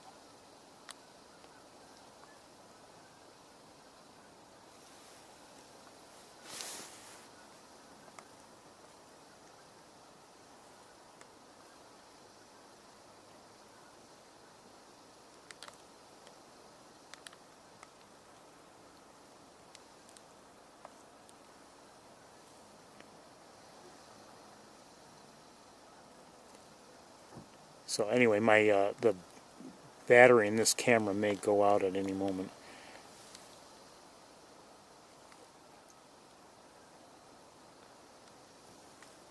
You should have charged them earlier. I charged them all yesterday. Every one of them.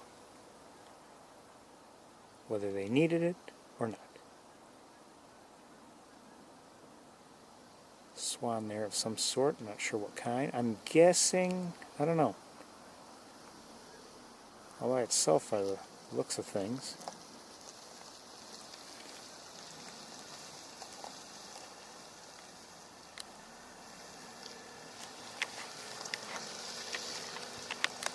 I'm going to leave you focused on, come on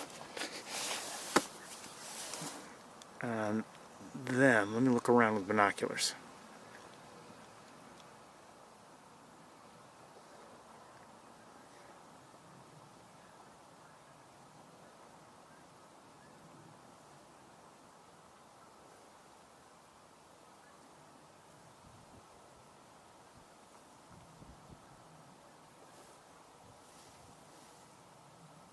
I don't know where the cranes were. I heard at least one crane.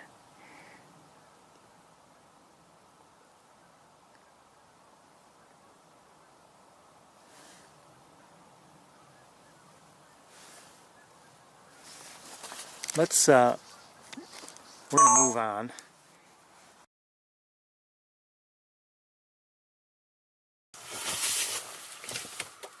And I realize, I'm very aware that I did not do a good job of looking over all those birds, but we just don't have the time for it.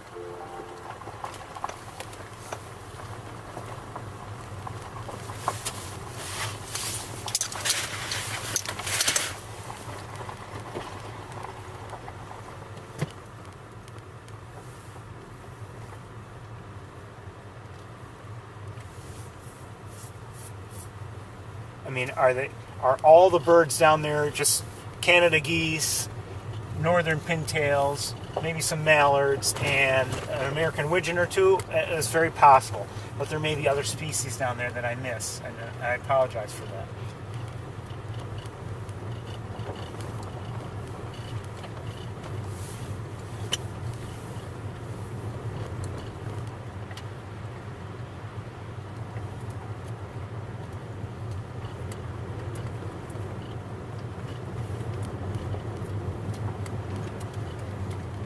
Take a quick look with binoculars from about here. 1 second.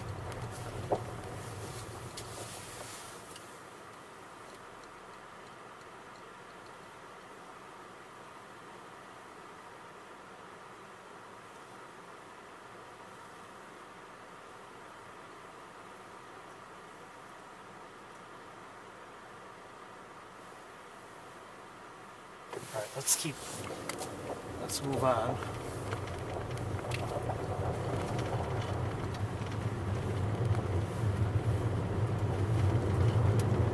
I said, I mean, I heard a crane. I don't know if you heard it too. I thought you probably did. I never saw it though. It may have been just flying overhead for all I know.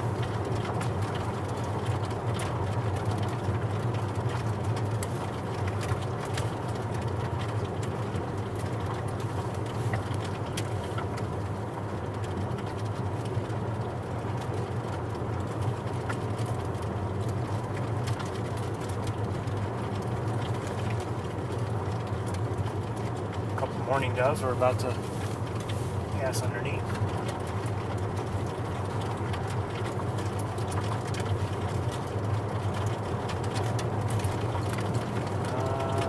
In a tree to our left is, I think it's another morning dove. Okay.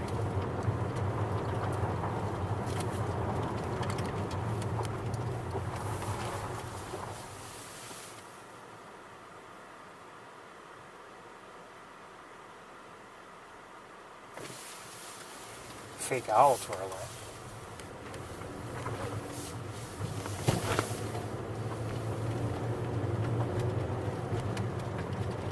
Somebody just flew over the road, and another bird just flew.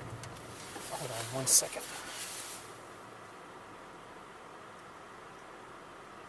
tufted titmouse to our right.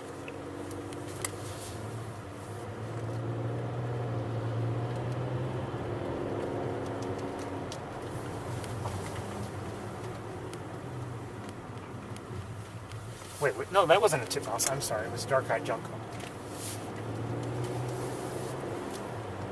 I think.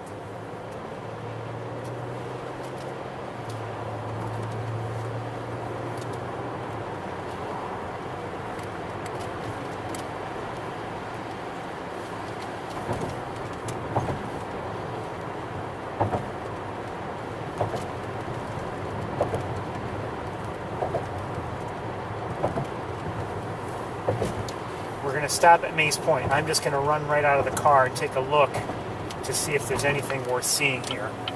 I know we don't have much time.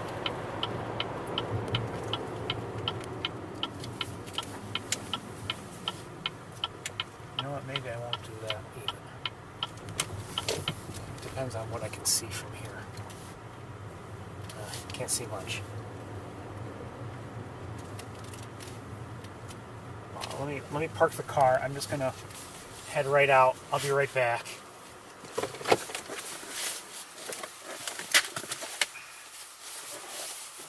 Be right back.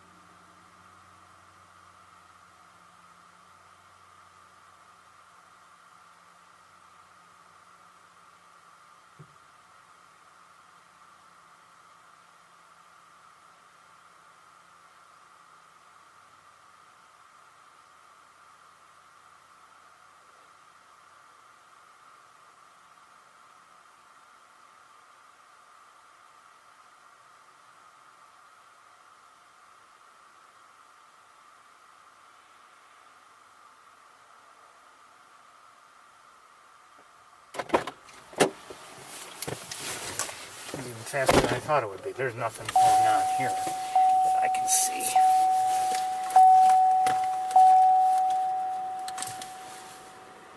Just a second here.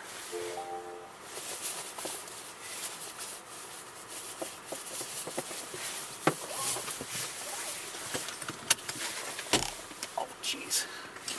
Didn't want to do that. Sometimes there's just too much junk, too much stuff going on here in the car. And it's just hard to do anything. It's kind of crowded. Just when I've got everything set up for the tour. So the thing I've been using to look out the, like what we were just using to look for that potential Cooper's hawk, I just hit it with the other camera setup.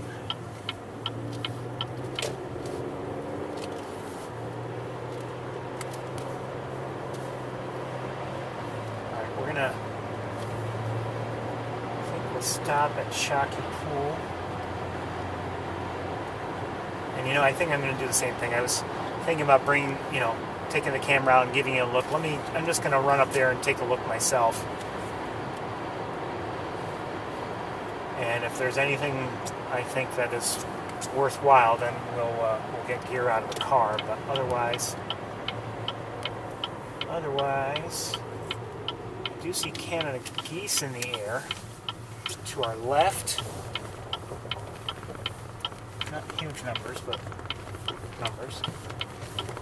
I just want to run and take a look to see if there's anything worth seeing nearby that we might enjoy together. I'll be right back.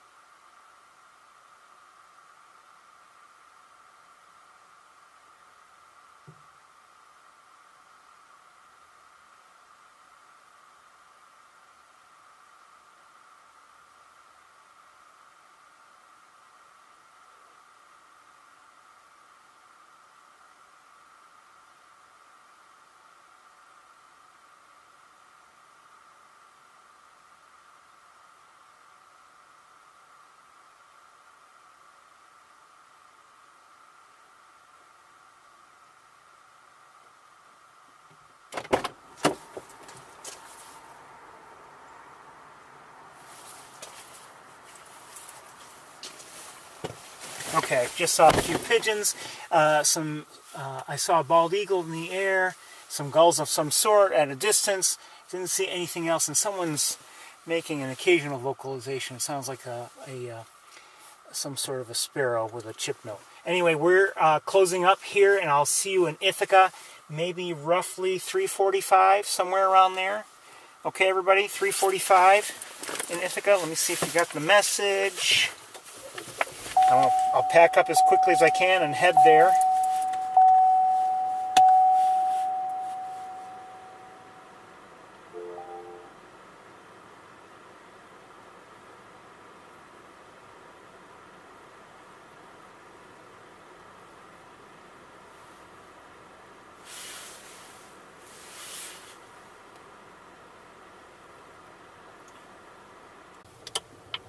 Cloudy with some little patches of blue in the sky, but mostly cloudy. And we're going to look around for our hawks. Hopefully we'll have a little bit of luck. We'll see.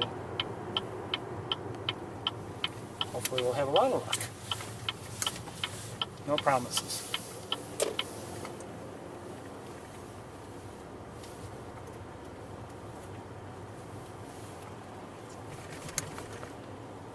I did see some, well, there were a number of instances where I saw birds on Cayuga Lake as I drove back. I only stopped to identify some. They were, I believe, red-breasted mergansers.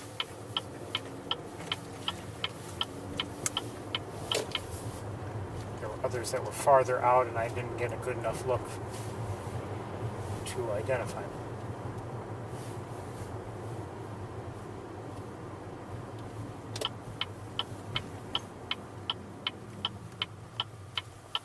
Anyway, we'll take some time to look around the campus here. I don't know how much time we'll have to, for Sapsucker Woods.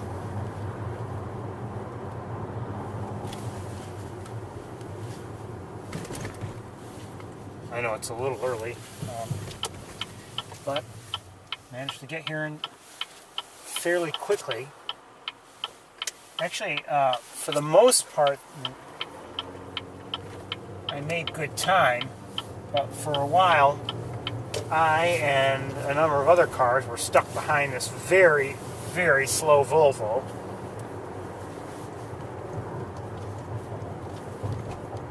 Oh, come on, was it really that slow? Yes. 55-mile-an-hour zone. And this Volvo was going 45, 43. Just slow.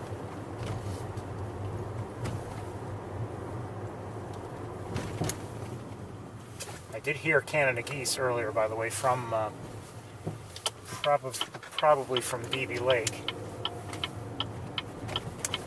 but at least in that vicinity.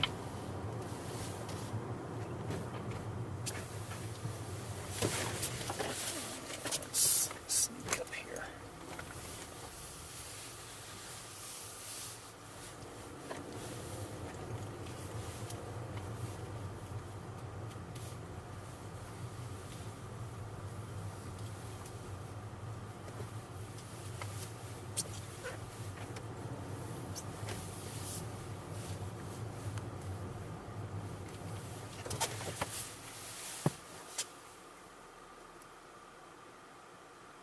See a turkey vulture flying by. It's the first one of those I've seen all day.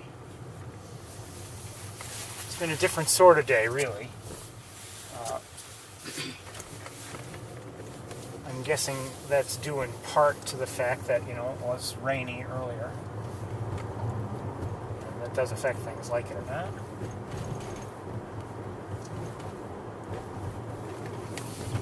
Let's go in here. These two ducks.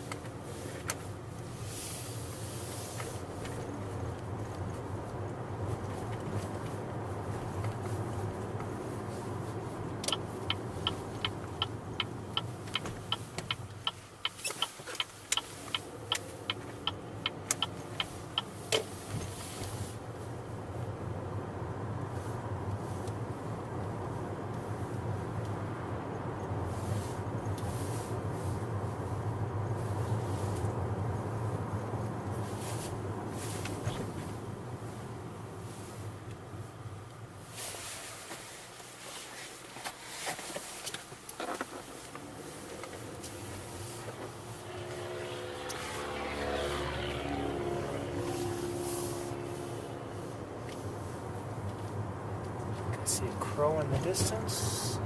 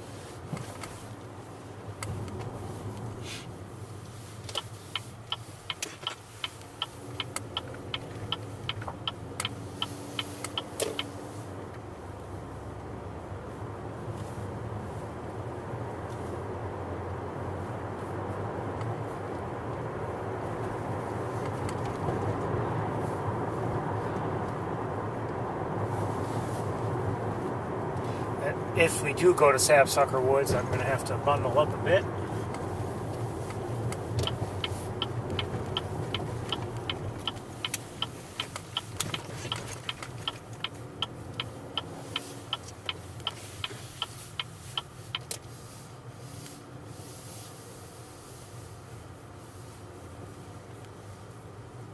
More than I ever have to this point in the season.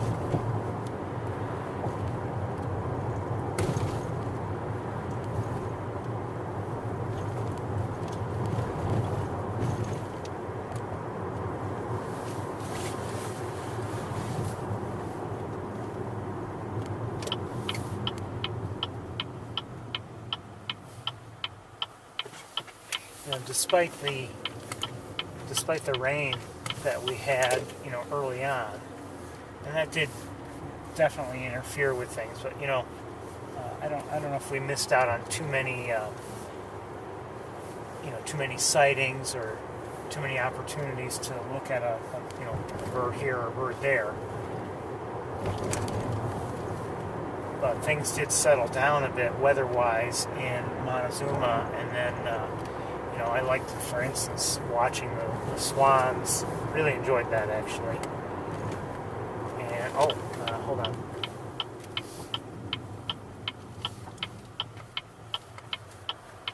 I see a hawk. I don't know who it is, and I don't know if it's anybody we know.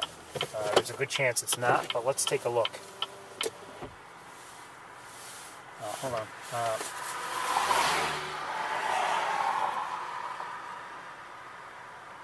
Well, we're going to see from here, but we won't be able to see. This hawk is facing away from us, so I'll do my best from here.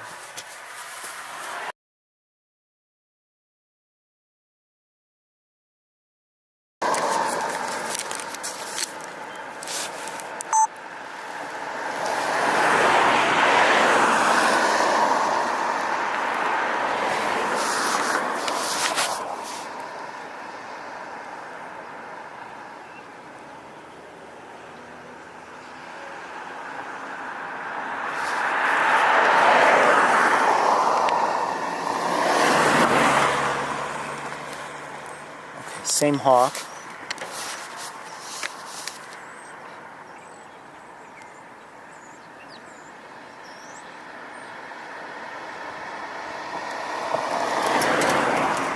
I don't think it's anybody we know.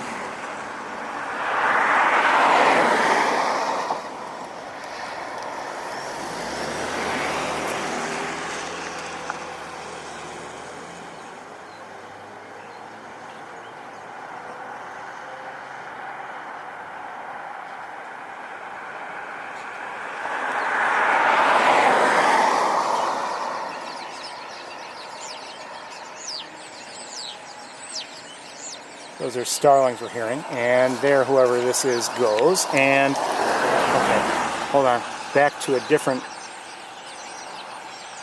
now on to a different pole.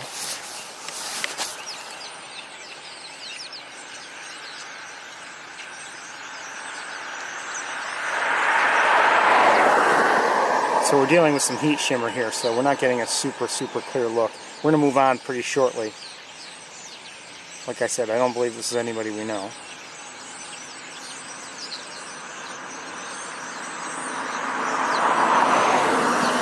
Just given where we are, that's what I'm thinking. But let's, we're going to move. I'm going to leave this camera in place, and we're going to see if we can get another look at this hawk.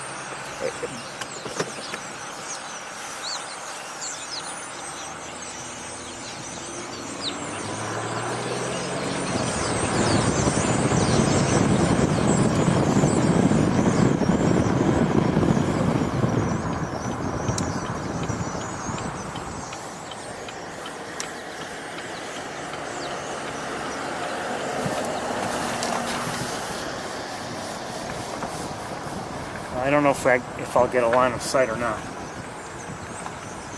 Maybe.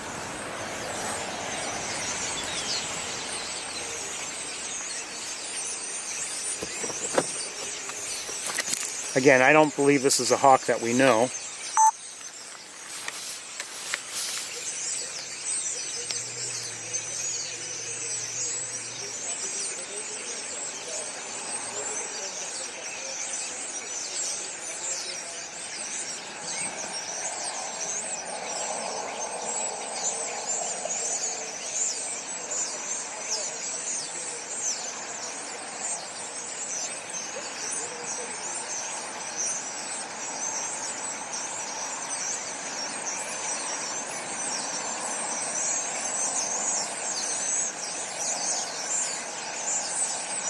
So we're going to move on very shortly and just check on things in a moment. 1 second here.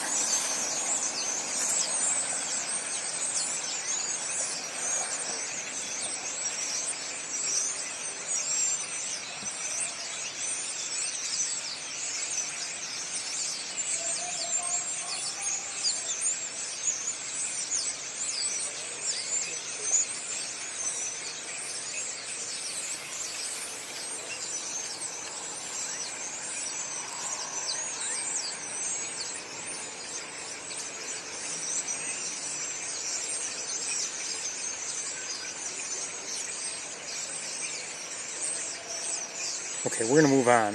Remember, there are other adults that live in this area and that frequent these poles that we're looking at. We just came off of Pine Tree Road. There's some starlings here. I'd love to show you.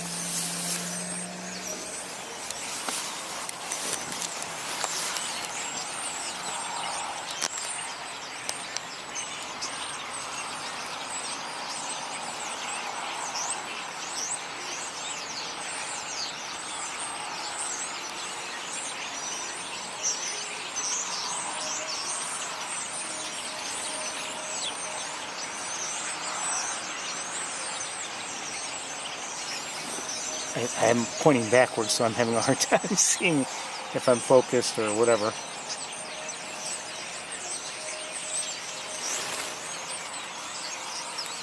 Okay, the hawk, by the way, took off. I don't know where it is.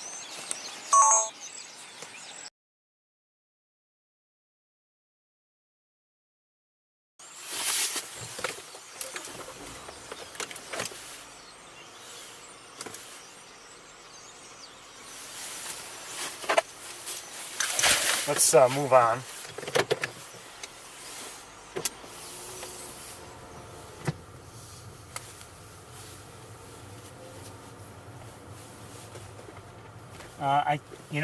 I don't know if it's that same hawk, but I see a hawk on another pole.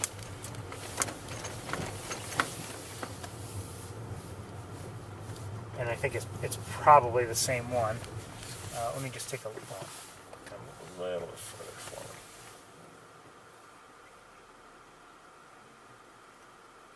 Most likely the same one. We're going to turn around and head back to the more central part of campus.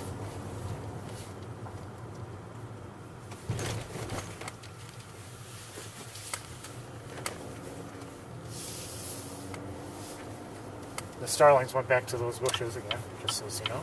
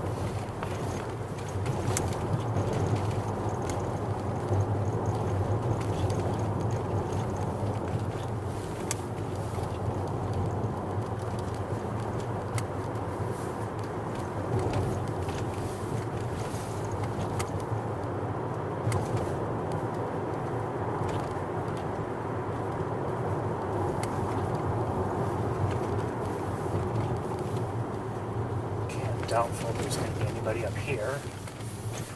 I've actually already checked the areas that I think are most likely.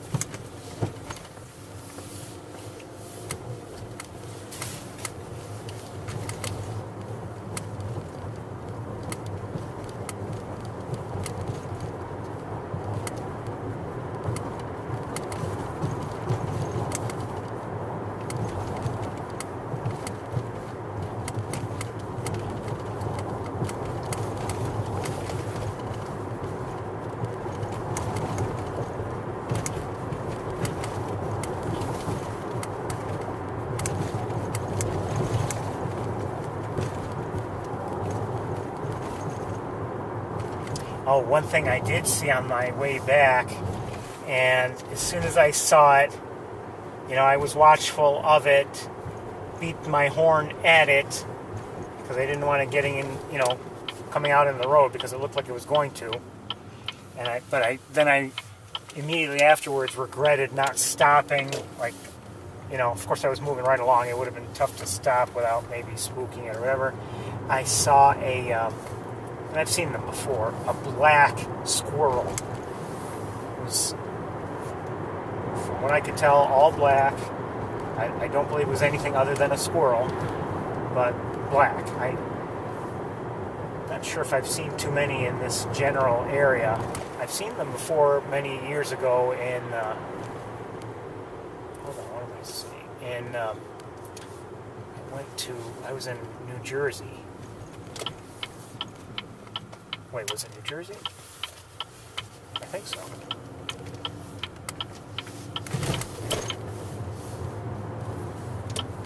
Anyway, kind of wish I had stopped to record it somehow.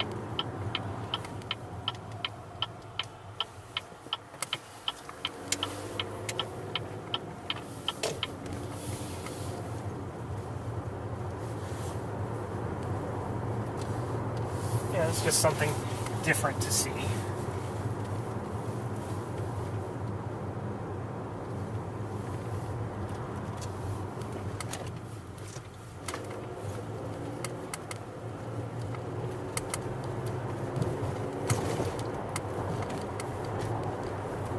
concerned about our time here. It's getting late, getting dark.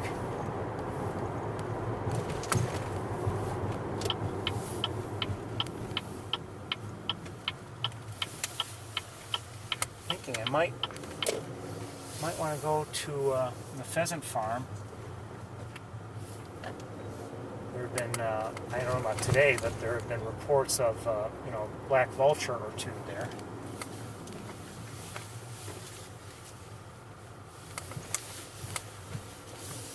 Something we don't ordinarily see.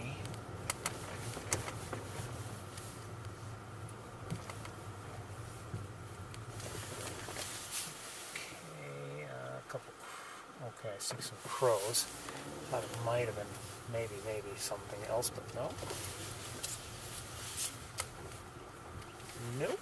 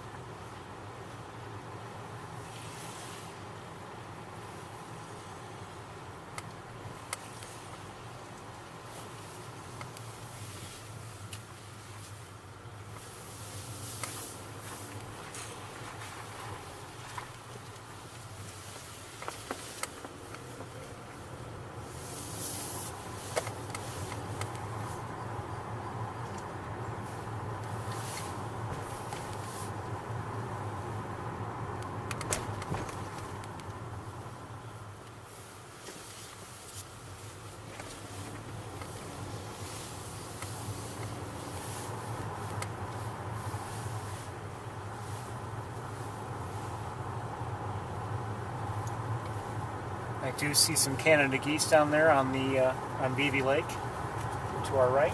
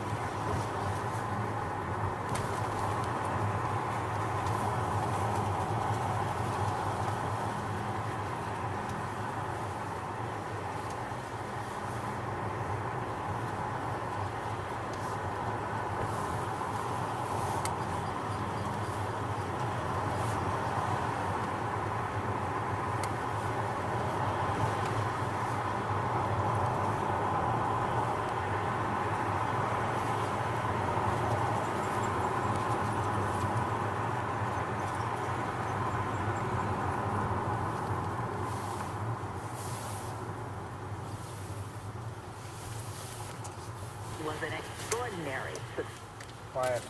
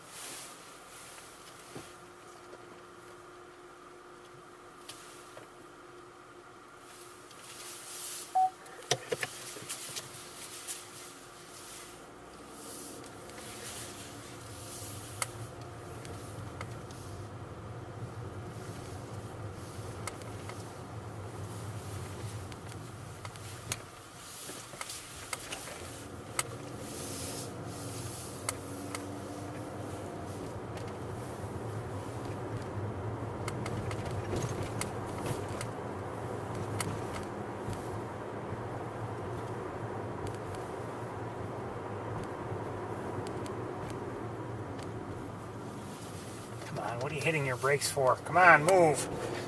Jeez.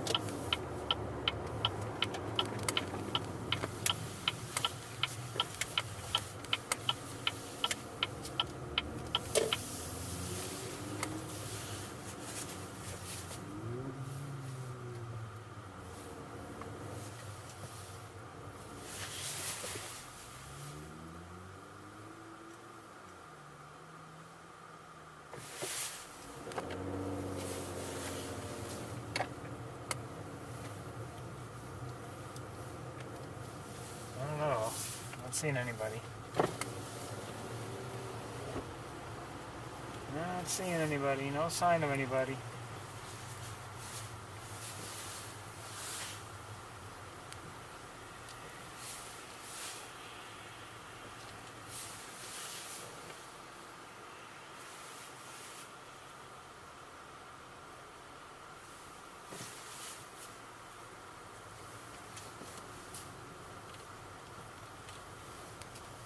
Of course, there's never a guarantee I'm going to find anybody anyway.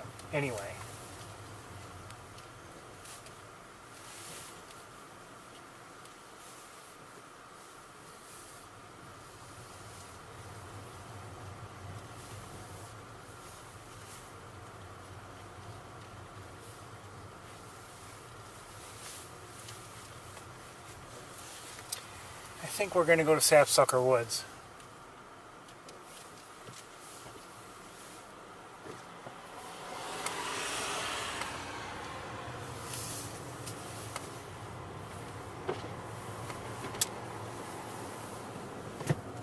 Sorry I couldn't find anybody, but sometimes my luck just isn't that good.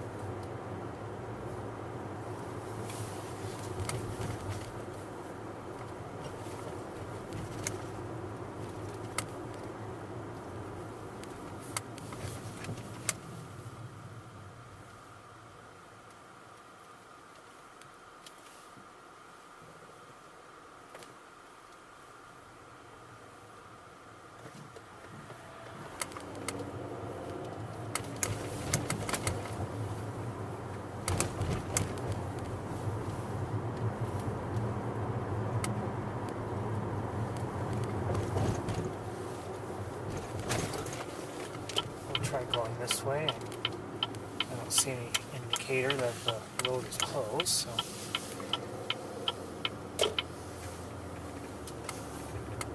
we won't have much time for a walk at Sapsucker. I mean, it's getting dark, and it's 11 minutes after 4 according to my clock.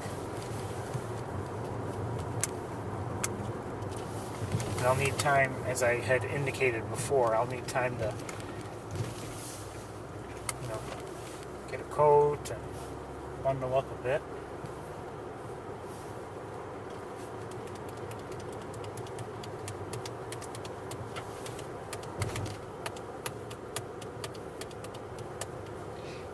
I can say, my own neighboring red-tailed hawks, until like the last week or so, I was really wondering what was going on because I wasn't seeing them.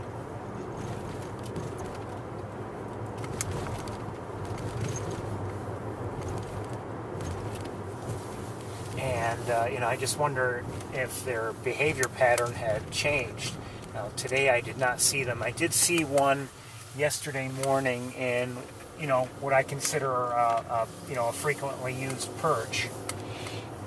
And I think the prior morning I had not seen them. The day before I had seen two in fairly common perches. One that is definitely a regular perch. Another was just in a frequently used tree, not necessarily a specific perch.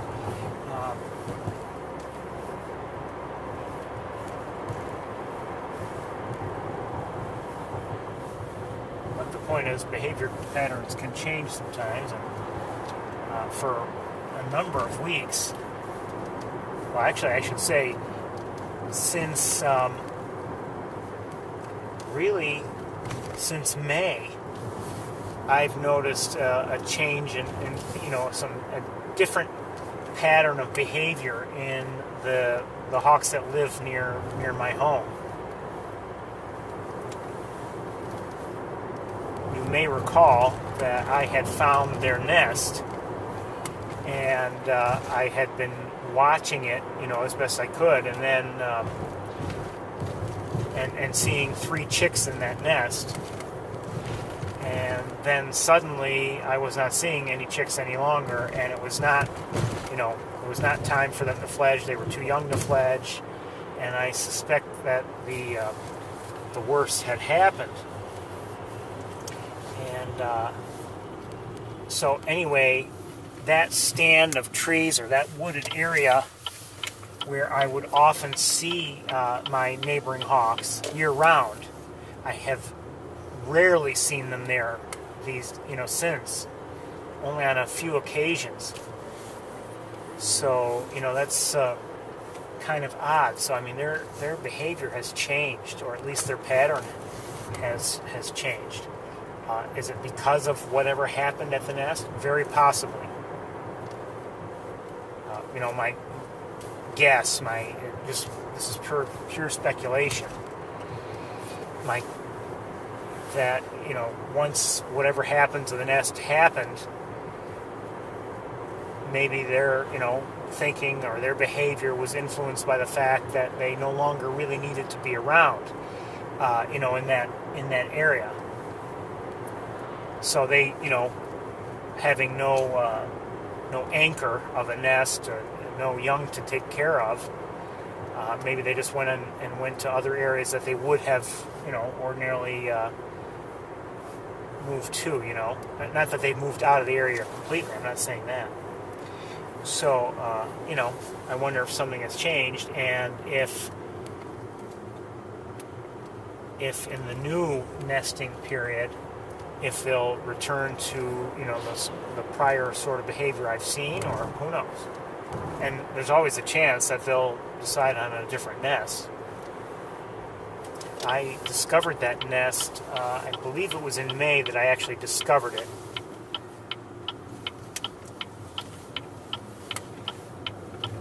And so knowing where it is, I'm already thinking, okay, I'm going to check it in the early spring, late winter, and see if I can see any activity. Now, at that time it'll be cold, so it's not like I'm going to stand there and just watch and watch and watch. And I kind of wonder if the hawks don't like being watched there. They're not as used to people as our hawks on the Cornell campus. When there are people walking by all the time. I wonder if going to Sapsucker is a mistake. It is getting dark. It's cloudy.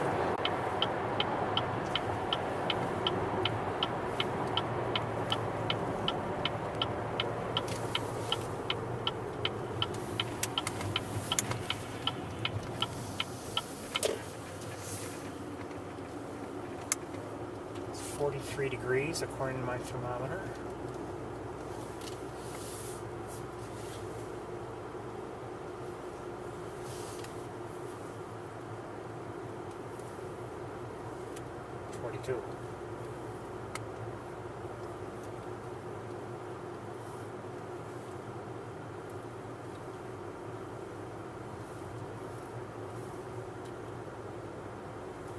I see a number of, look like starlings on the power lines to our right, or whatever lines they are.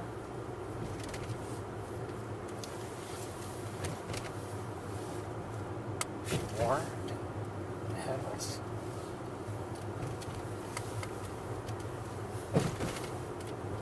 Oh, it's getting dark. Hurry! We're not going to have much time. I'll try to 41 degrees. I'll try to get us underway quickly.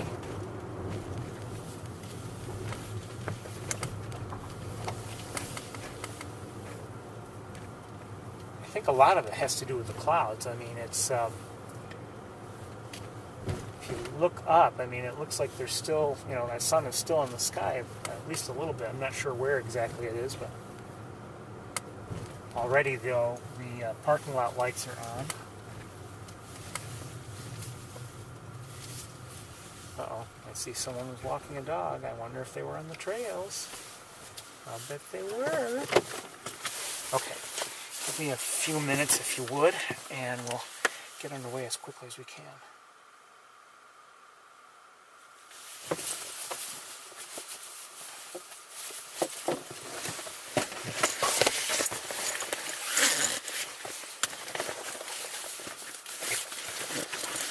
If you think about it, the tour almost never goes as expected. I mean, if we have a, you know, the regular tour, I mean, sometimes if, like, for instance, I go to the campus on a weeknight, I have a reasonable expectation as to what's going to happen, and usually it's something close to that with a little variation, but no major, you know, differences.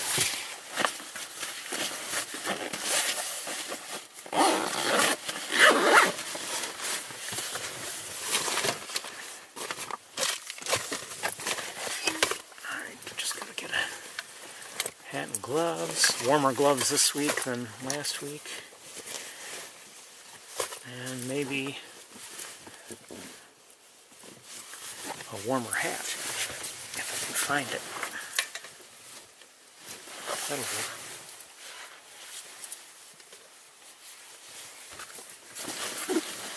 That'll do.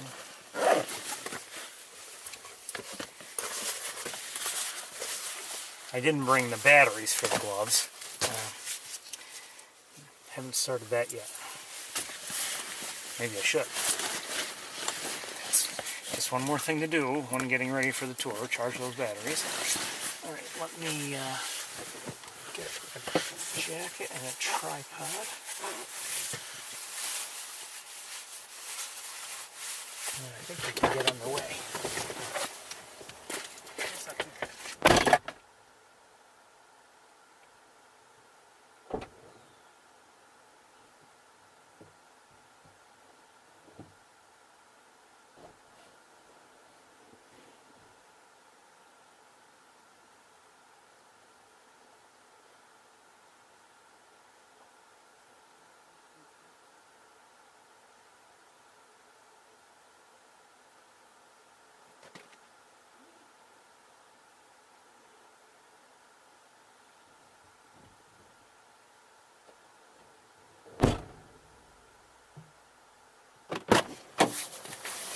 Hearing a black-capped chickadee.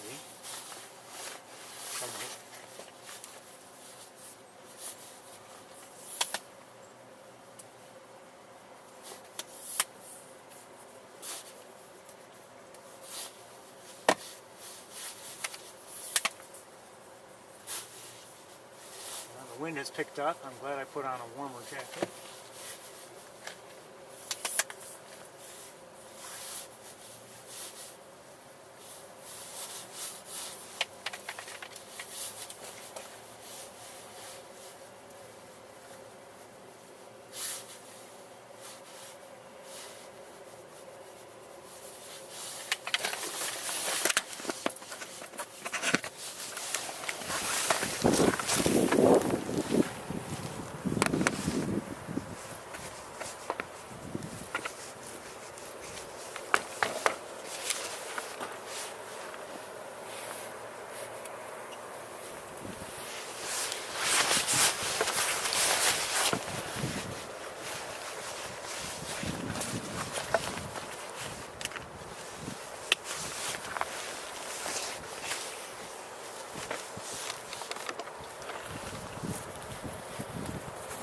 It's always a pain wearing gloves because it makes it harder to use the camera. And that's been a struggle I've dealt with for years. You know, even when I was just taking still photos, I was always looking for a better way to, you know, to keep my hands warm but still be able to use my camera. And I've looked for various solutions. It's not just, you know, obviously keeping your camera, my hands warm, but, you know, you don't want gloves that are so clumsy that you can't use the various camera controls, buttons, dials, whatever.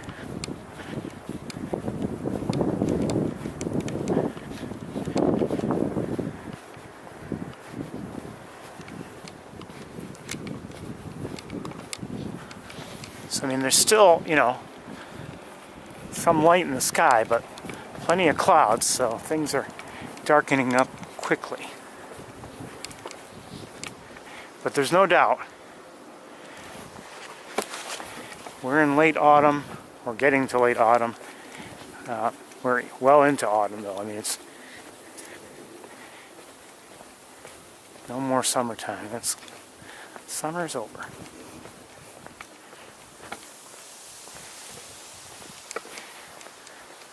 But look on the bright side, like I said, a little over a month.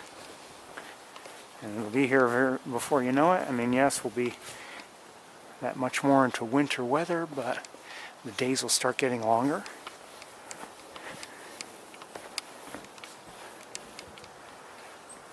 Oh, someone just... a chickadee. I saw a black-capped chickadee in the feeding garden. Let's keep moving. We don't have too much time.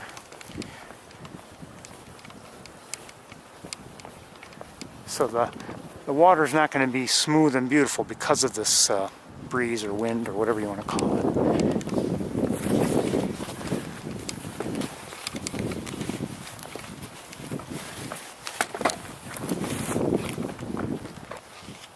It's quiet here, though. I'm not hearing a lot of bird vocalizations. I'm hearing that wind.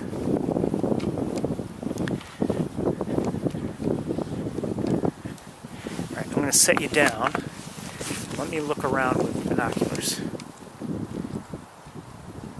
I see mallards, and I see a Canada goose, and I just heard probably the same Canada goose. And we're going to just take a look. 1 second. They're out on the former heron nest tree. Oh, do I see something else?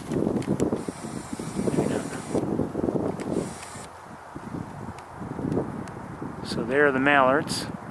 There's the Canada goose. And did I see somebody up here? No. No.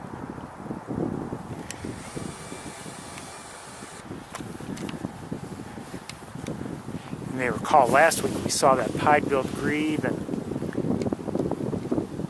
mallards and Canada geese. And you know, maybe I'll still, I haven't, thinking about putting that on YouTube just to look at it. I mean, it wasn't like a remarkable video in any way, but I don't know about you, but I really enjoyed seeing that last week. And you know, sometimes you just like to see that sort of thing, just something relaxing and beautiful, even if it's not, you know, itself somehow different or unusual.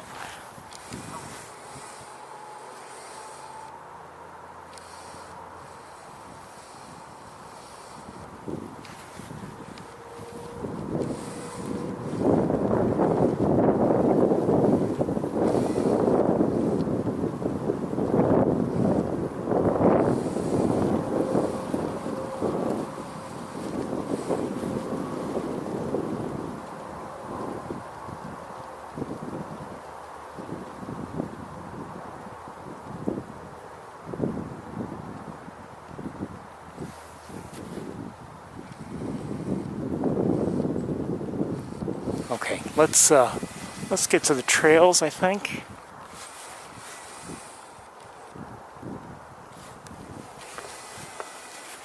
before we have no light at all. I wonder if that goose is calling to somebody else, or maybe just calling out just in case anyone happens to be flying with it. I mean, there may be other geese here, I don't know. That's my point.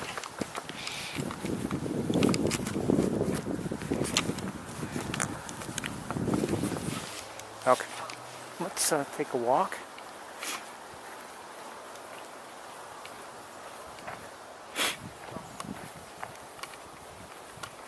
No mosquitoes. No mosquitoes.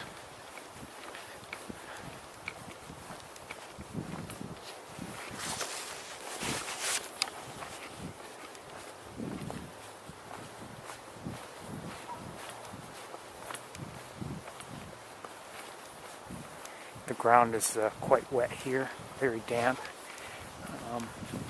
And now here, as I'm walking, and there are a few leaves on the trail itself, just because they've, moved along from wind or whatever.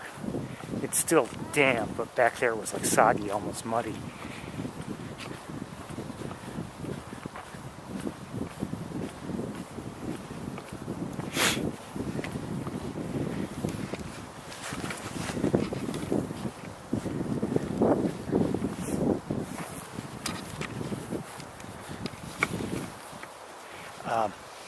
Just looking around here, you can see these are areas where water is often seen, but I mean there's, it's often dry also, depending on conditions up to a point. And granted, we're not at the end of summer any longer when things might be really dry. I mean, things are often filling back up this time of year, but definitely things are wet.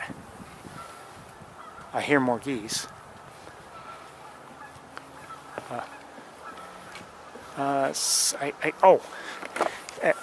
Okay, there. I saw 3 coming in, and I'm hearing other vocalizations from the pond.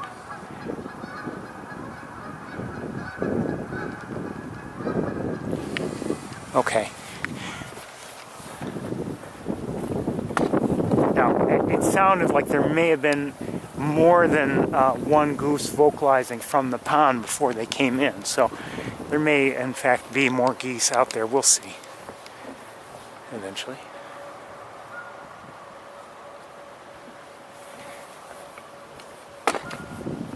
Oh, hold on, I may see some.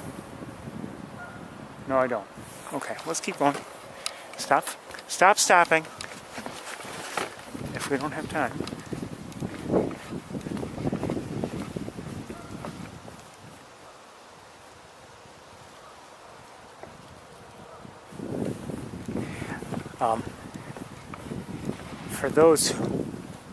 For those of you who may be new, relatively new to the tour, or haven't been with us for a full year or whatever, I mean, we'll likely keep coming here during the winter.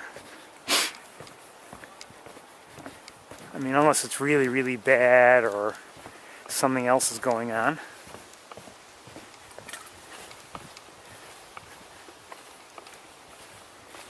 And I've told this story before, but when I used to come here just to take still photos. By the way, see, this looks better to my eyes than I think it shows up on the camera. Sorry, but that's just how it is.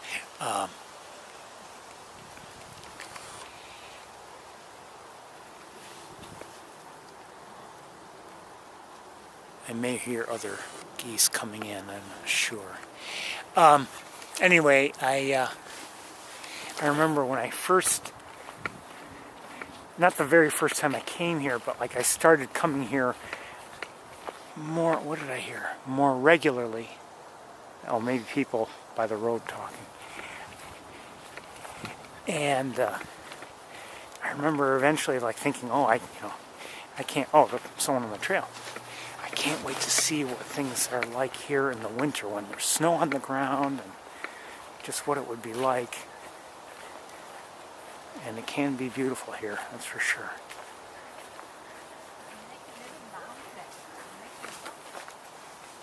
Hello. Excuse me? Oh, sorry. That's okay. I'll get through. Take care.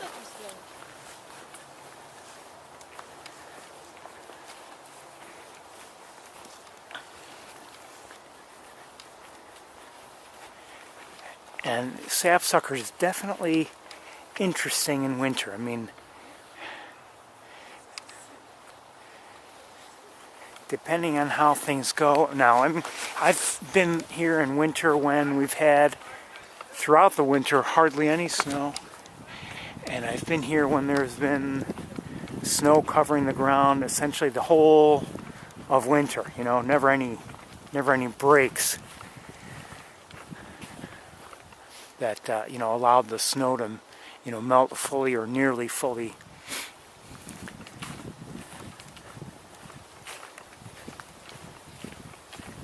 And you know, sometimes you see an interesting pattern that shows up on the trails. You know, everyone walks at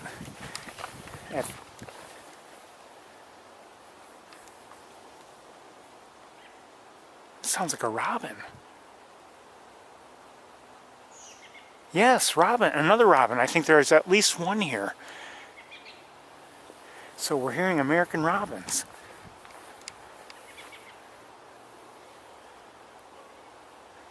I don't know if they're wintering here or if they're passing through.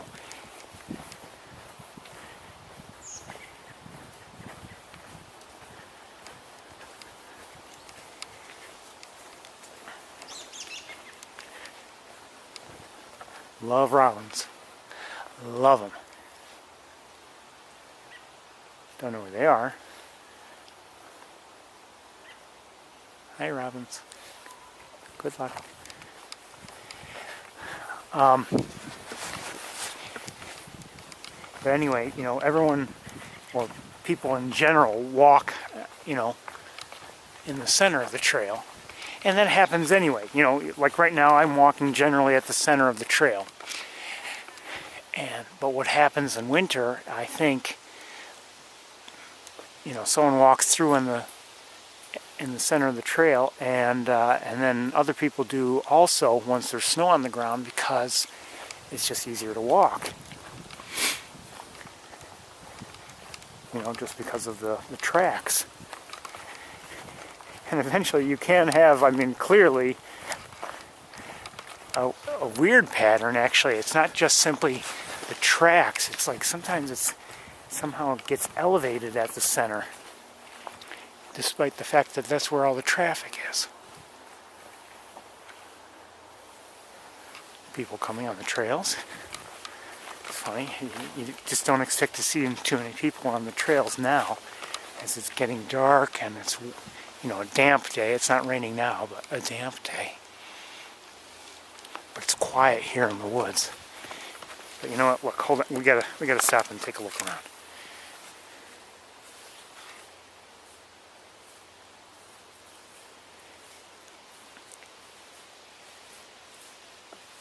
Hello.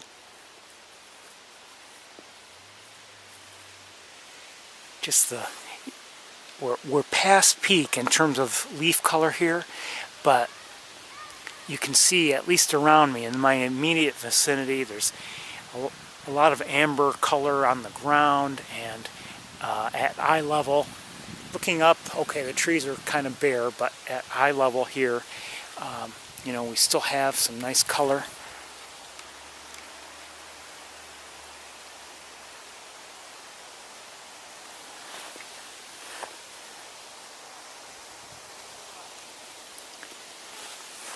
Let's continue.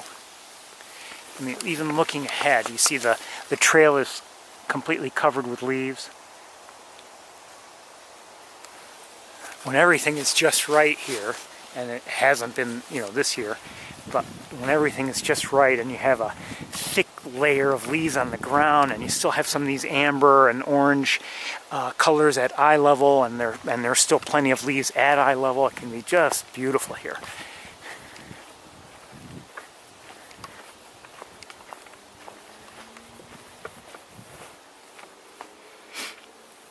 But like I said, things haven't been quite right for that this year. And even these leaves on the ground, I mean, they're maybe tough for you to tell, but they're all wet.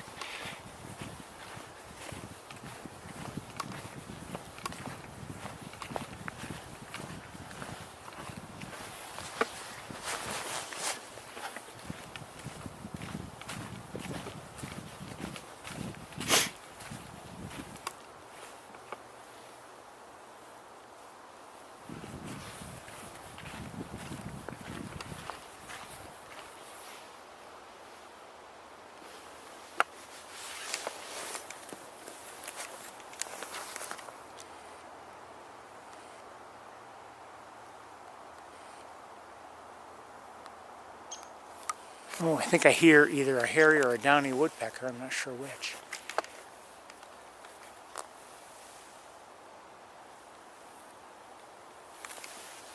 Just a chip note. Let's keep going.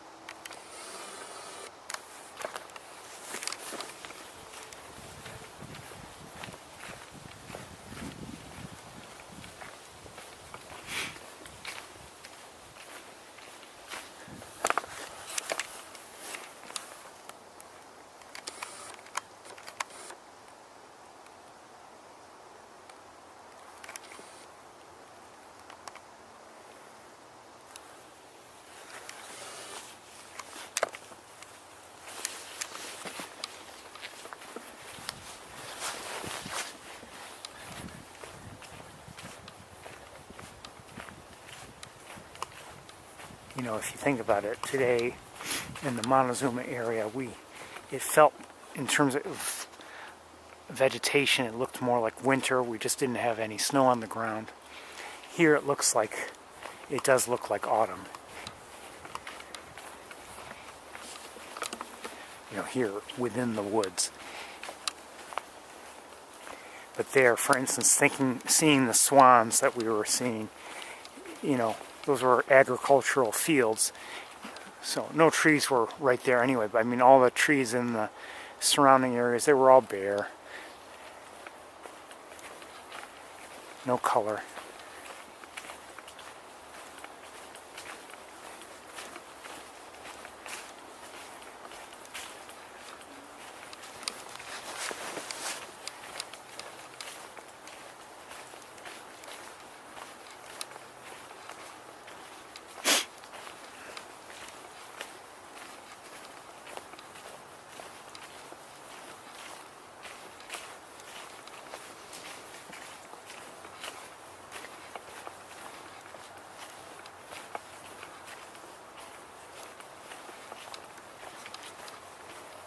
And it's funny, you can have all this color and everything, but for whatever reason in this area here, we always have some stragglers, you know, some vegetation that stays, I'm not saying it stays green throughout the winter, but like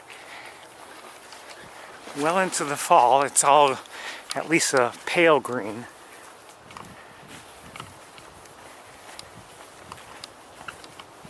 It's funny how you know, granted, those of you who are watching likely don't come here as often as I do. Some of you have never been here. But, you know, you get to know this place if you come here, like I do. And, you know, I used to spend more time here than I do now. As I said, you know, I used to come here for still photos, and I'd, you know, walk around for 3 or 4 hours just taking photos. Really slow pace, no, you know, essentially no urgency whatsoever. Just looking for anything that was worth photographing. Birds, sure. That was my primary goal, to photograph. Whether it was, I hear somebody. I'm not sure what that is. You hear it?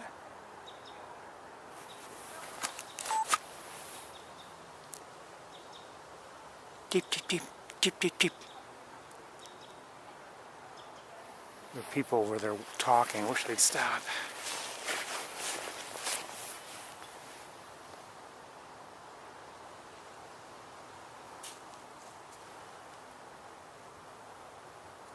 Well, the bird stopped.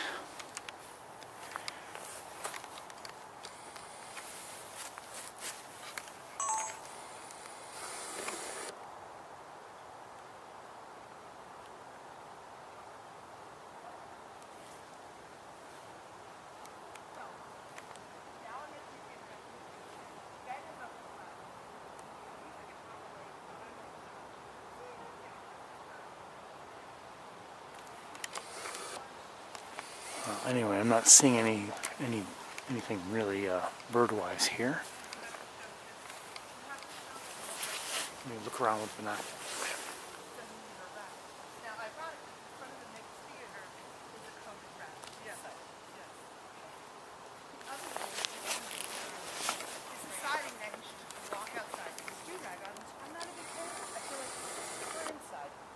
So we're always driving our car to drag it now. We're doing Ferris Tour.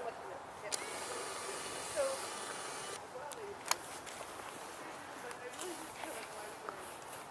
Okay, we're gonna keep moving.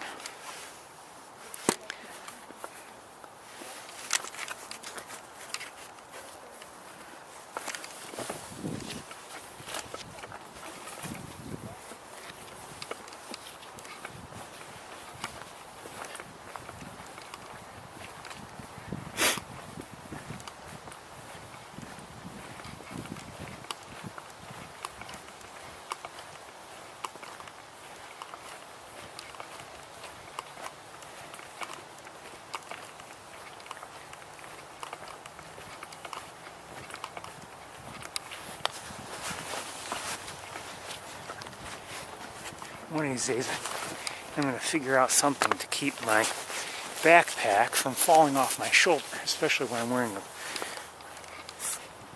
winter coat. It's not too bad about gripping onto, a normal shirt, but a coat can have a more slippery fabric, and it doesn't grip onto it at all. I bought something to put on the shoulder pad of the backpack. That was, I had hoped. I didn't even need the cushioning. I just wanted it to have better grip, and it made things worse.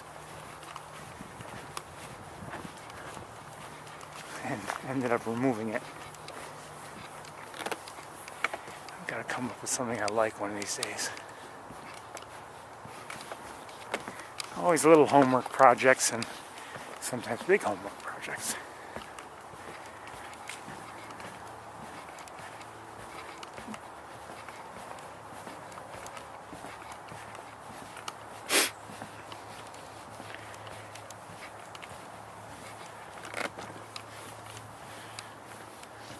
Well, the pond is actually pretty smooth here. I don't know if we're going to see much activity, though. Doesn't look like it. Oh, there might be someone swimming out there. One, I just saw a bug.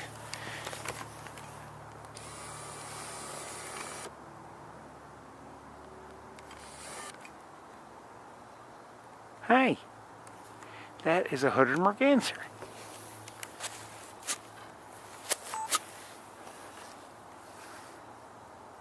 Where'd you go?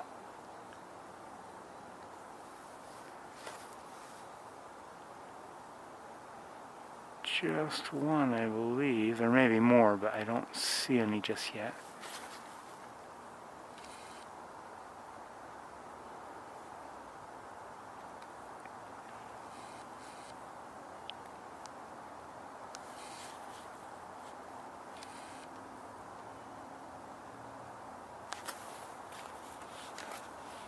I'm going to try to keep the camera on her. I'm going to look around. So this is a female hooded merganser, everybody, if you didn't know. I am looking around with binoculars.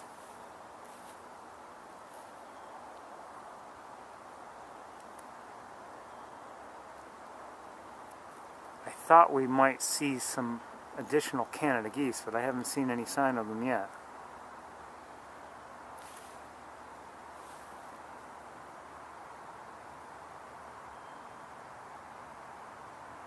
And as for mergansers, that's the only one I see.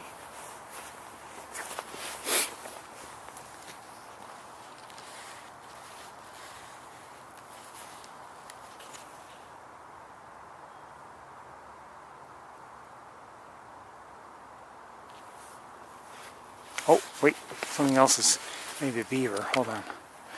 Or something's disturbing the water over here.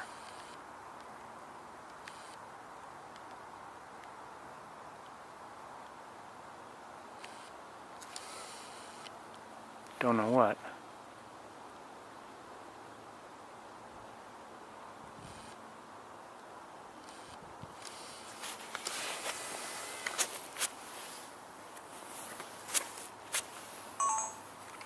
We're going to move on, I think. It's getting dark.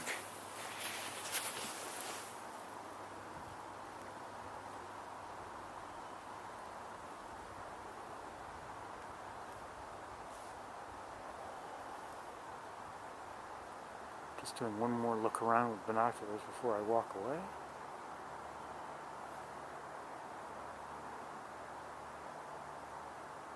No, I just, only the one, that's all I see is just the one hooded merganser. So let's take a walk, or continue our walk, I should say.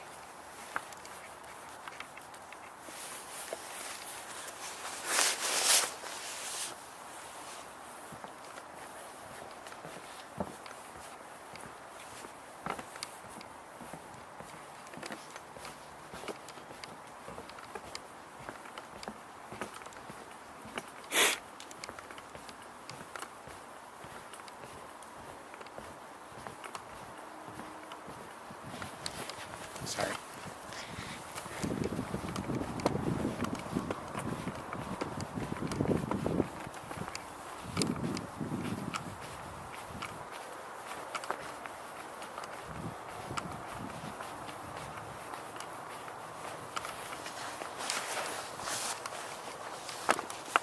Set you down again. Really a shame. I know I've spoken of this before, but it's really a shame how many trees they had to cut down. Oh, I just heard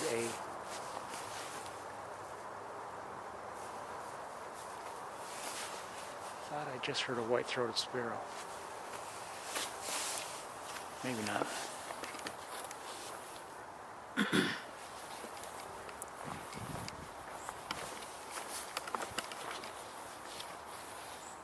Yes, that's what I believe I'm hearing.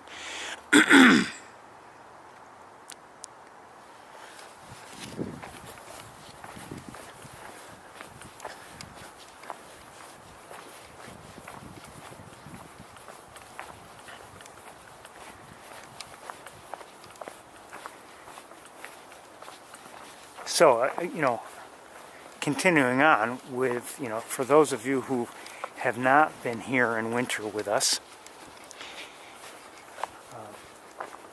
it's not, I wouldn't say that it means that we'll have, a whole set of winter-only species that we're seeing here, and it's not the case. It's more a matter of having, maybe, depending on how things go, having just some good photo opportunities that you wouldn't have in the other months.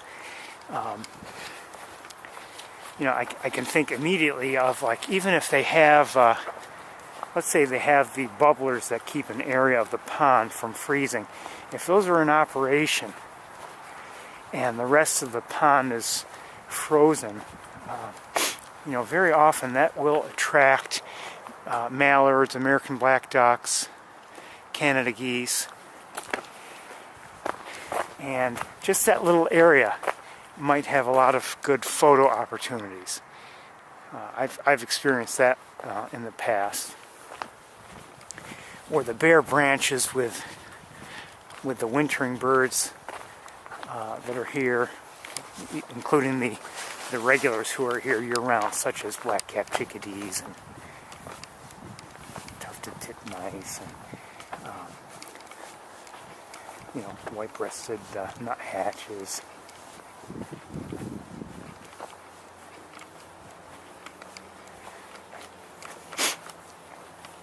Might see a wintering robin, or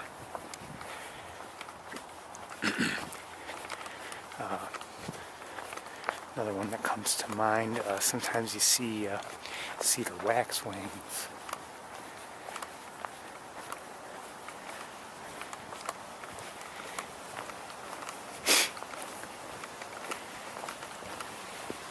So I mean, that's really reason to come here. Not so much for, you know, birds that you would, you know, not see the rest of the year. There may be some, but at least from, in my experience, that's how it's worked for me. So we saw mallards already near the fallen tree, and I'm guessing these are the same two mallards. So while you're looking there, I'm going to kind of look around and see if I can't see the any Canada geese. So I don't know what's going on. We saw 3 arrive and 1 had already been here.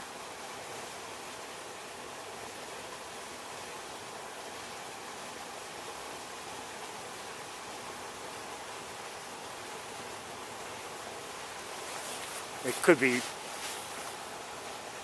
very well still be around, but I'm not seeing anything else. So I think we'll continue.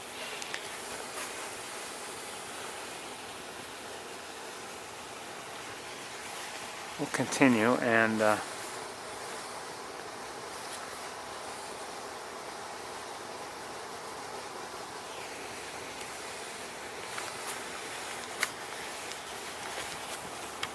see if we can see anybody else somewhere, but I'm not seeing too much here.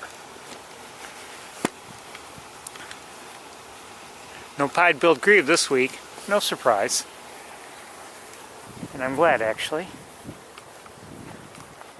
Oh, I do see Canada geese. There are 2, 3 over here.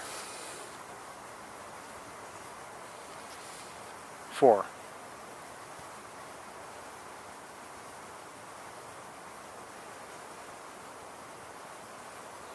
Looks, at least on my camera, looks like it's bright over there. With the naked eye, not as bright, but not bad.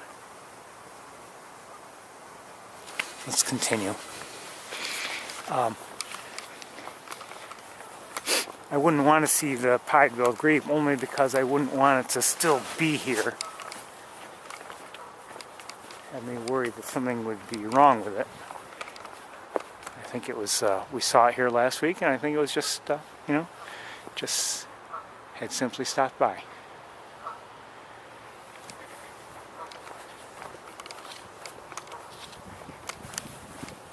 We don't see a lot of variety of ducks here, typically.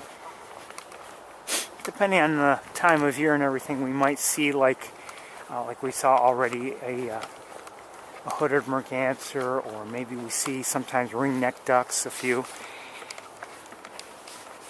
But there's some species that, like, for instance, we saw a lot of today, like the northern pintail. Rarely are they here.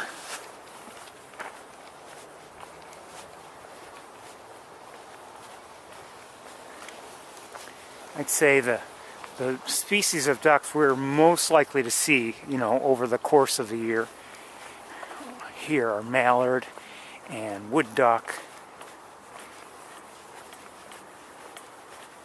Can't remember if I've ever seen a redhead here. I don't think so.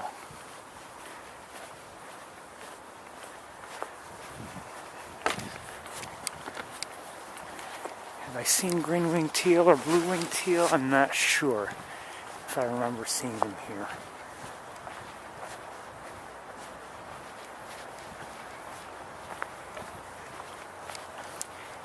My own view from home has a little bit of water in it that can draw waterfowl, and the ducks I see there sometimes, primarily mallards, but every once in a while there's something else.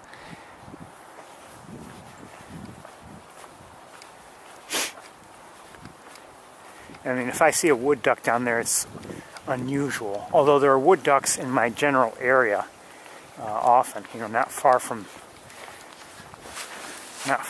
me. But in that water I'm speaking of, it's rare.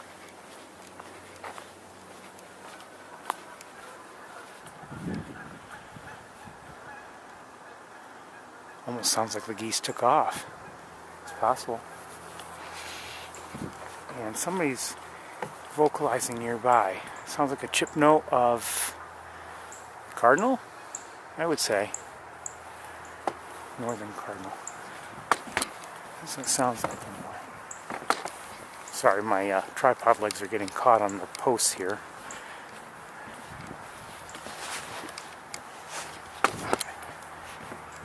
As I walk.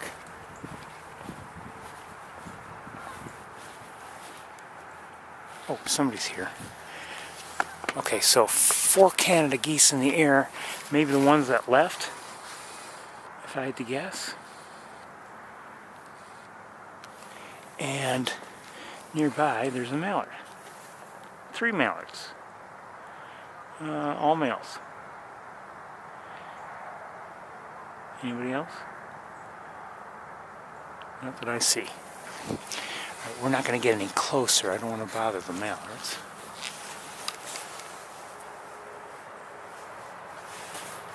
And let's turn around and head back. There's nothing else going on here. We'll head towards the water. It's too late to go to the campus, unfortunately. So not our busiest visit to in terms of bird sightings. I wish I'd stopped kicking these tripod legs. Not our busiest in terms of bird sightings here. But I mean, given how late it is in the day, it's been a damp day, and the time of year, it's really not unsurprising.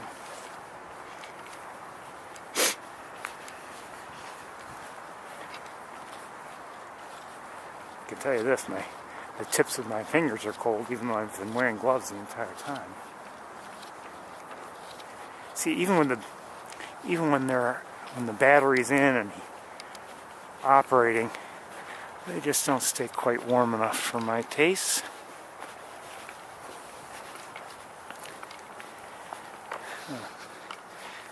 I'm going to have to deal with some wet conditions as I walk through here.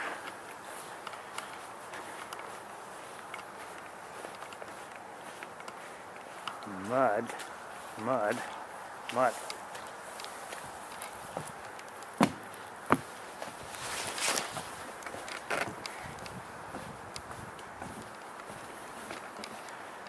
This is, these are the fuller wetlands anyway, so I mean, there's often water here, so that's not surprising.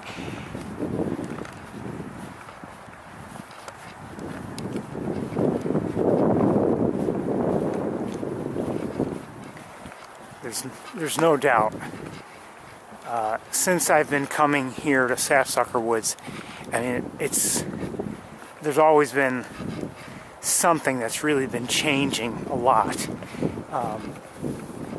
Like here in the fuller wetlands, just, you can see Kip's barn there in the back. And it used to be the view of Kip's barn was much clearer. But, vegetation grew, and sometimes though those wet areas, the pond type areas have been very difficult to see. But sometimes, every once in a while, the staff here will cut things down.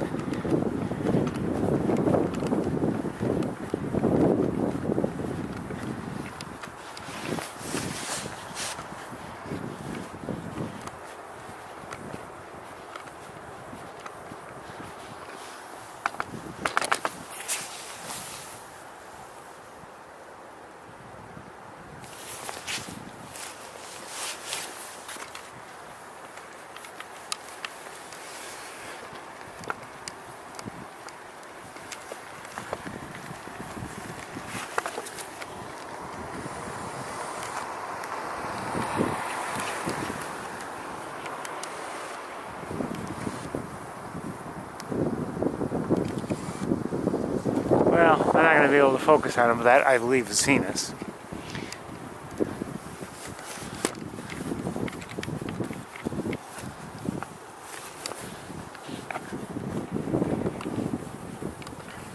Oh, he should switch cameras, don't worry. I can't really focus on it with the other one either. It's too bright. I've never seen it as a, just something that's obviously just a planet. I guess I would need a filter or something that I don't have.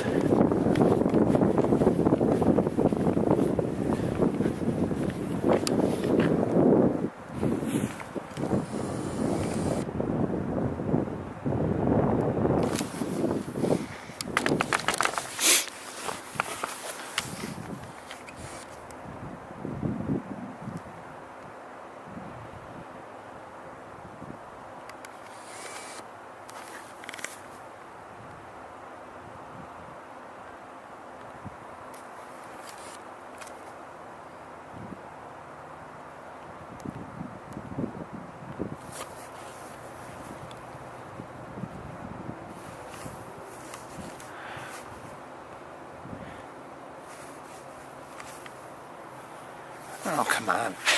This tripod sometimes is such a pain. Did I hear geese? Maybe. Oh yeah, I did.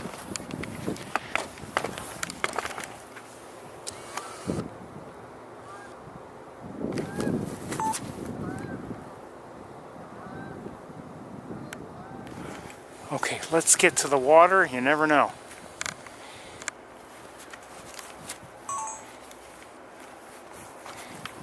Alright, I'm going to leave everything like it is.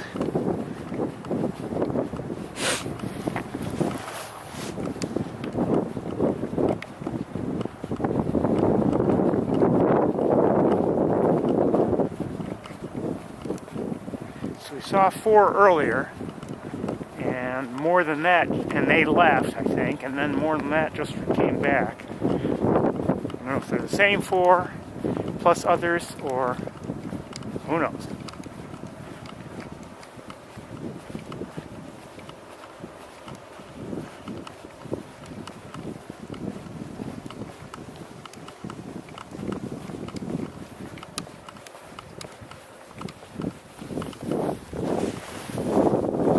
Say the conditions are actually lighter and brighter than they were last week.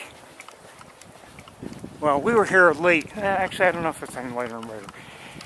But we were here last week pretty late before the geese actually arrived. And I mean, I was just about ready to give up when they showed up, but who knows?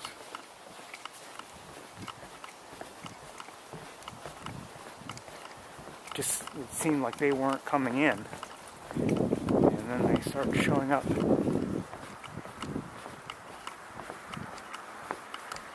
Not huge numbers, but nice numbers, and they were certainly welcome, of course.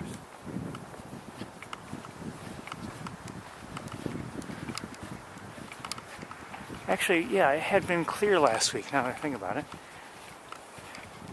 I remember the sun was giving me troubles when we first arrived.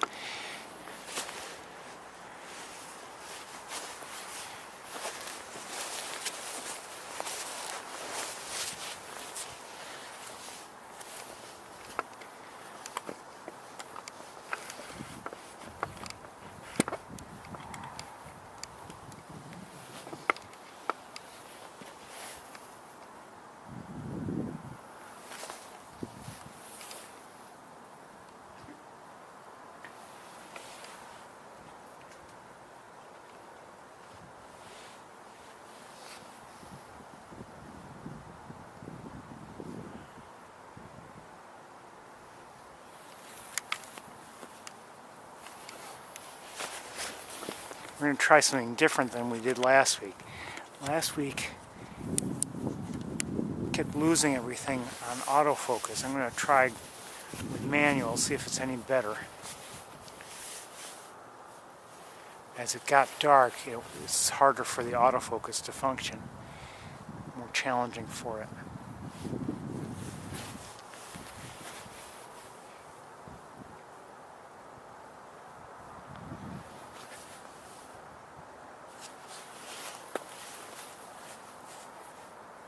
Now, as for the geese that came in, I don't see any sign of them. Let me look with binoculars. Maybe they're out there. No, I don't see them. Not from here, anyway.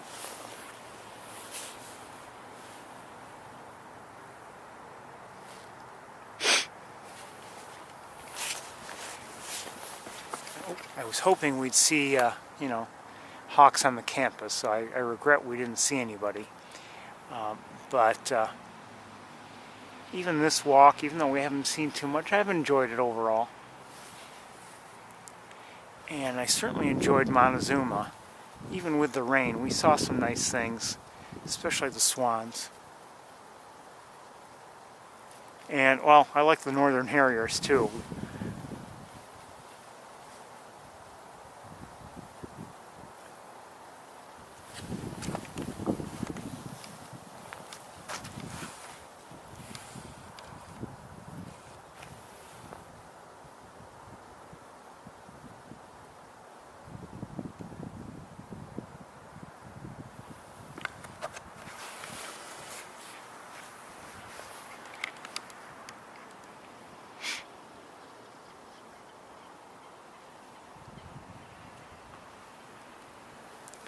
Flying overhead, two birds, not...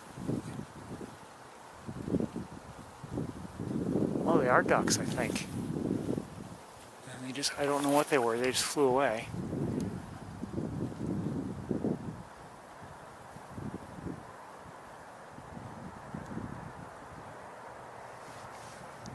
I think they were ducks, I'm not positive, to be honest with you.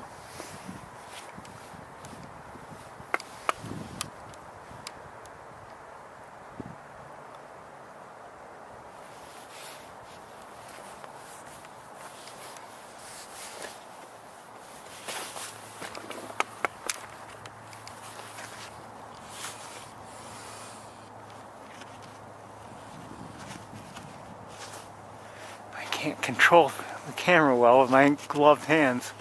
Sorry, there's something over there.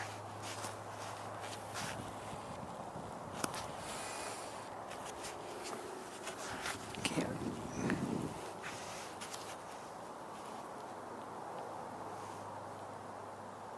It's hard to find the focus ring.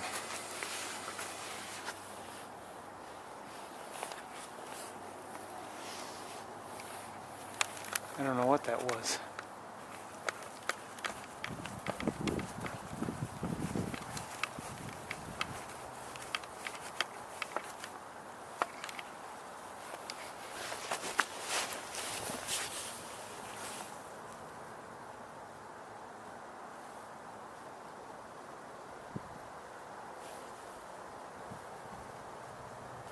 There's a beaver nearby.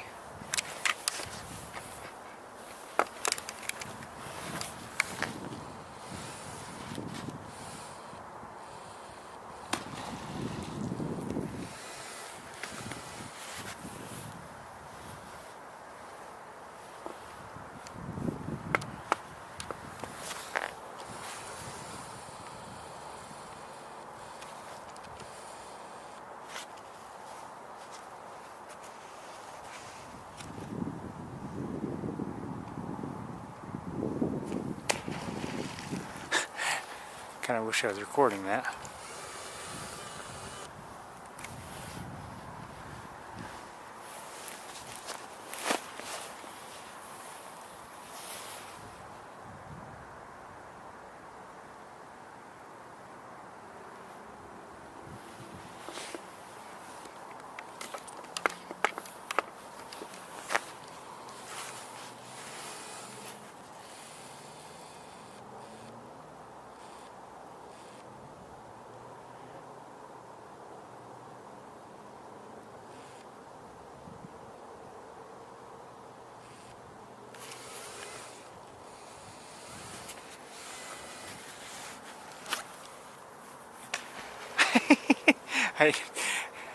I wonder why it keeps doing that.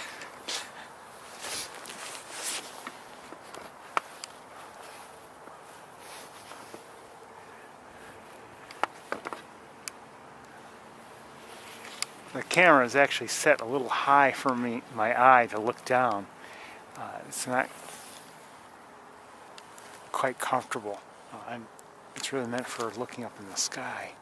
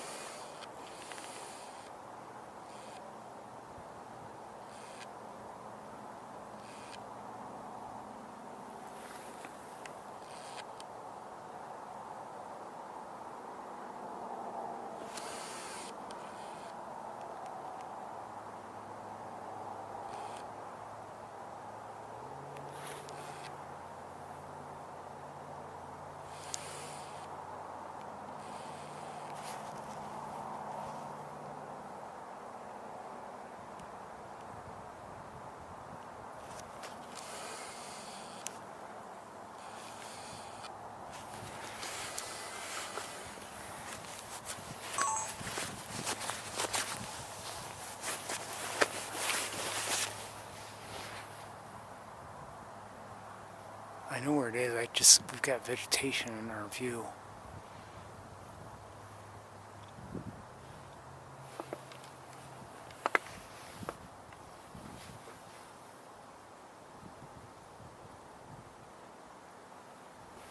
Now I don't know exactly where it is. Can't see it.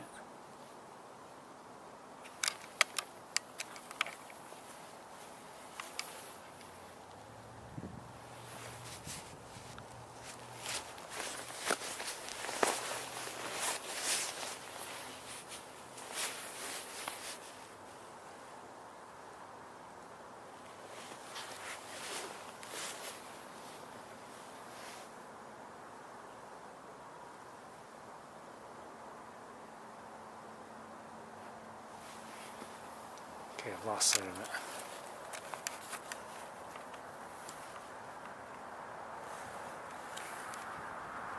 So I'm lightening things up as much as I can. Maybe I shouldn't just yet, because the colors, quite honestly, are warmer than this. So I'm going to go back to this beautiful color.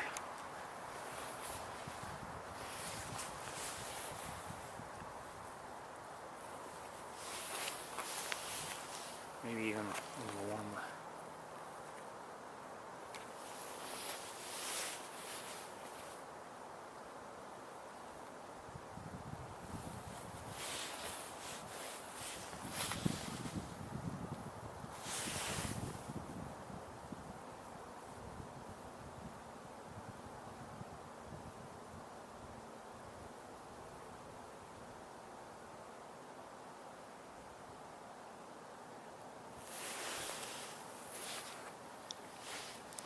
And of course, I don't know if more geese will be coming in or what the story is.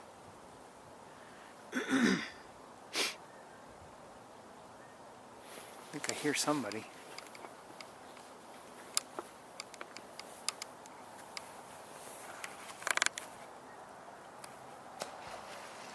I see where the beaver was. It just caused enough of a splash that I can see it.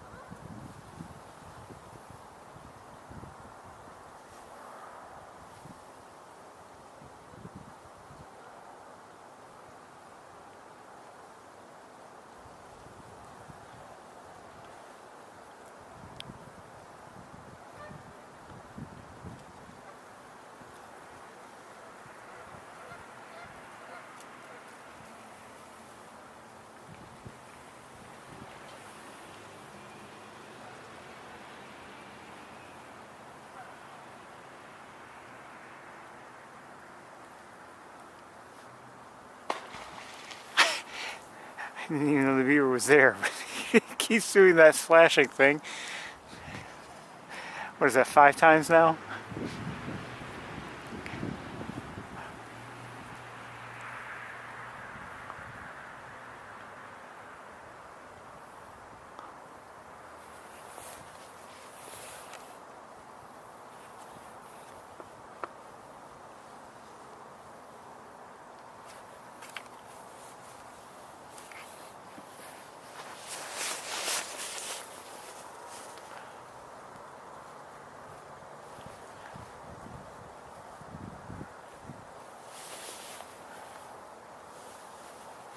It's funny. Here it is. It's fairly cold. It's got to be below 40 by now. It's getting dark. I'm waiting for birds that may not even come. And I have a smile on my face, and it's dark. I'm standing here, but I have a smile on my face.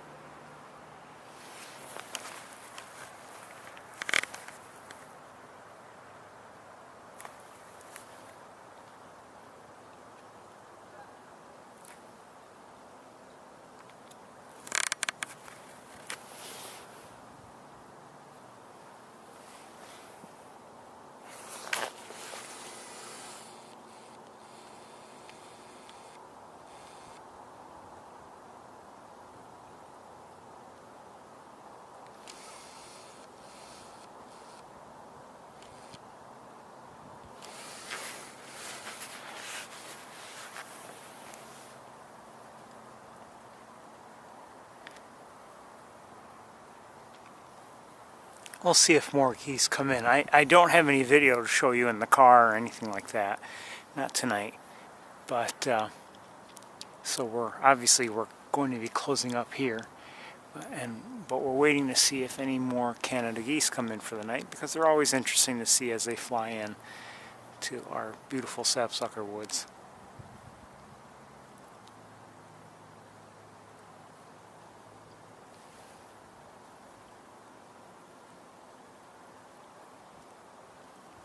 We didn't see all that many birds here, but like I said earlier, I enjoyed the walk anyway.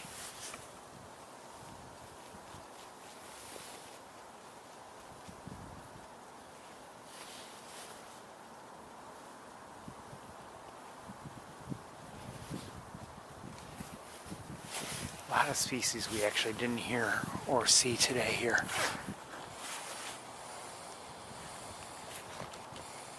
I might have expected to see or hear.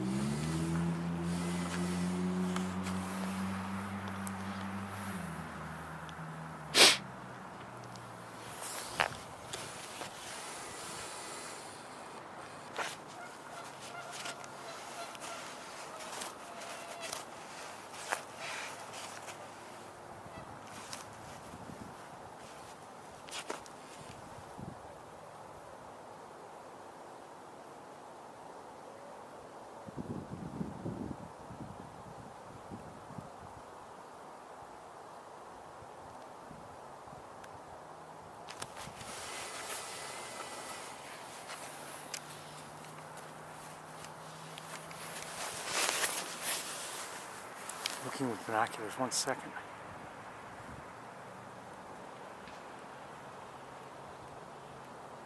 So I'm definitely seeing 2 different beavers, make it 3. Now we've got another one nearby.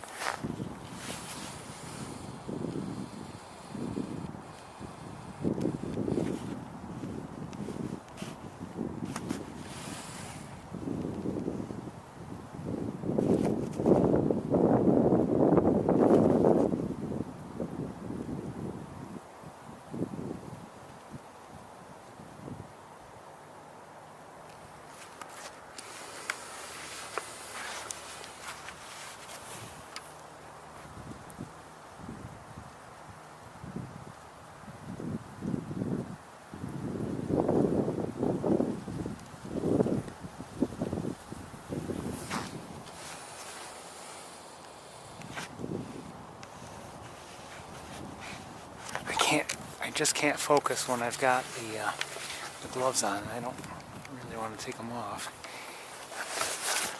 Sorry. I don't know if any more geese are coming in. It's getting late, getting dark, especially over there. We've got clouds coming in.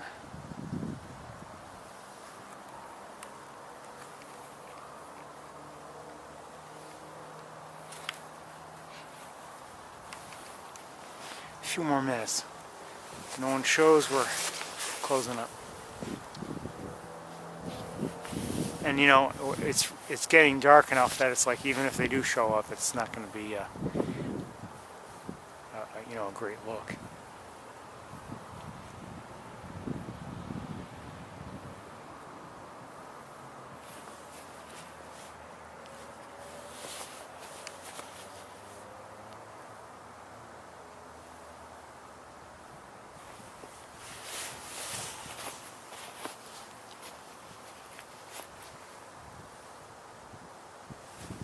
One nice thing I will say, you know, about the time change is it is kind of nice to you know, get back home after a tour relatively early.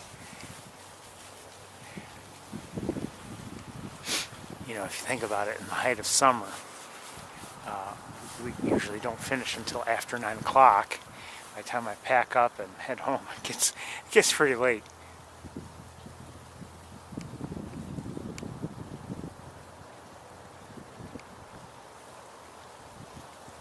Especially if you know, if we end up staying looking at planets or something,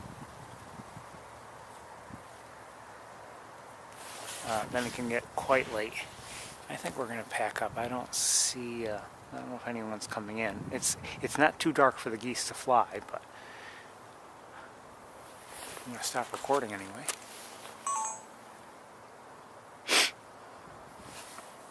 If they come in, I'll start recording again.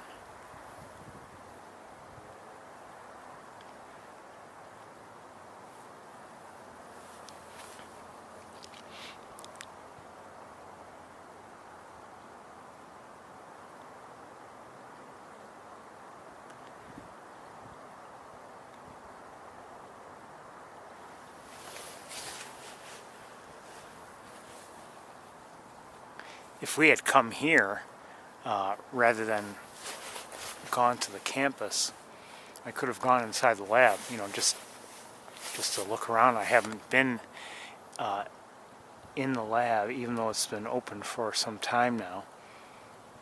I have not been inside.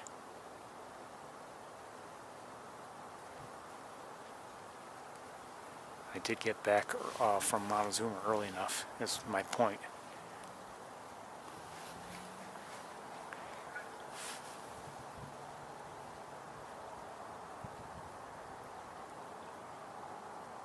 Now, at this point, when I'm looking or hoping to see geese come in, I rely mainly on hearing them first. Especially if I'm looking in like that direction where it's dark, and that seems to be where they've come from so far. And there have been times over the years when some geese will come in and they, weren't vocalizing as they came in.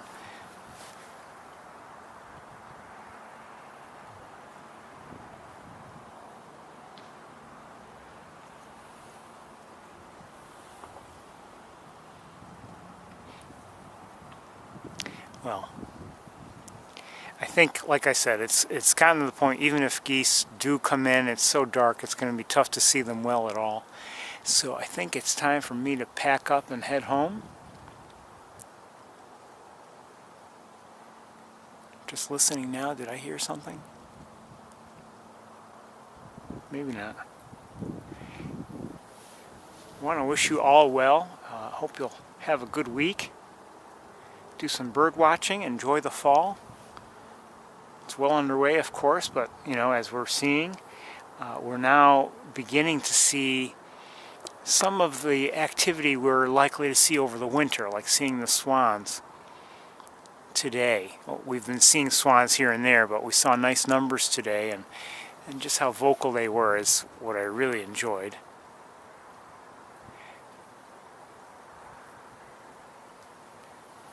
But like I said, I think it's time today for me to pack up, head home. Everyone, I want to wish you all a great, great week. Take care of yourselves. Like I said, do some bird watching. And we will see you all next time. Take care, everybody.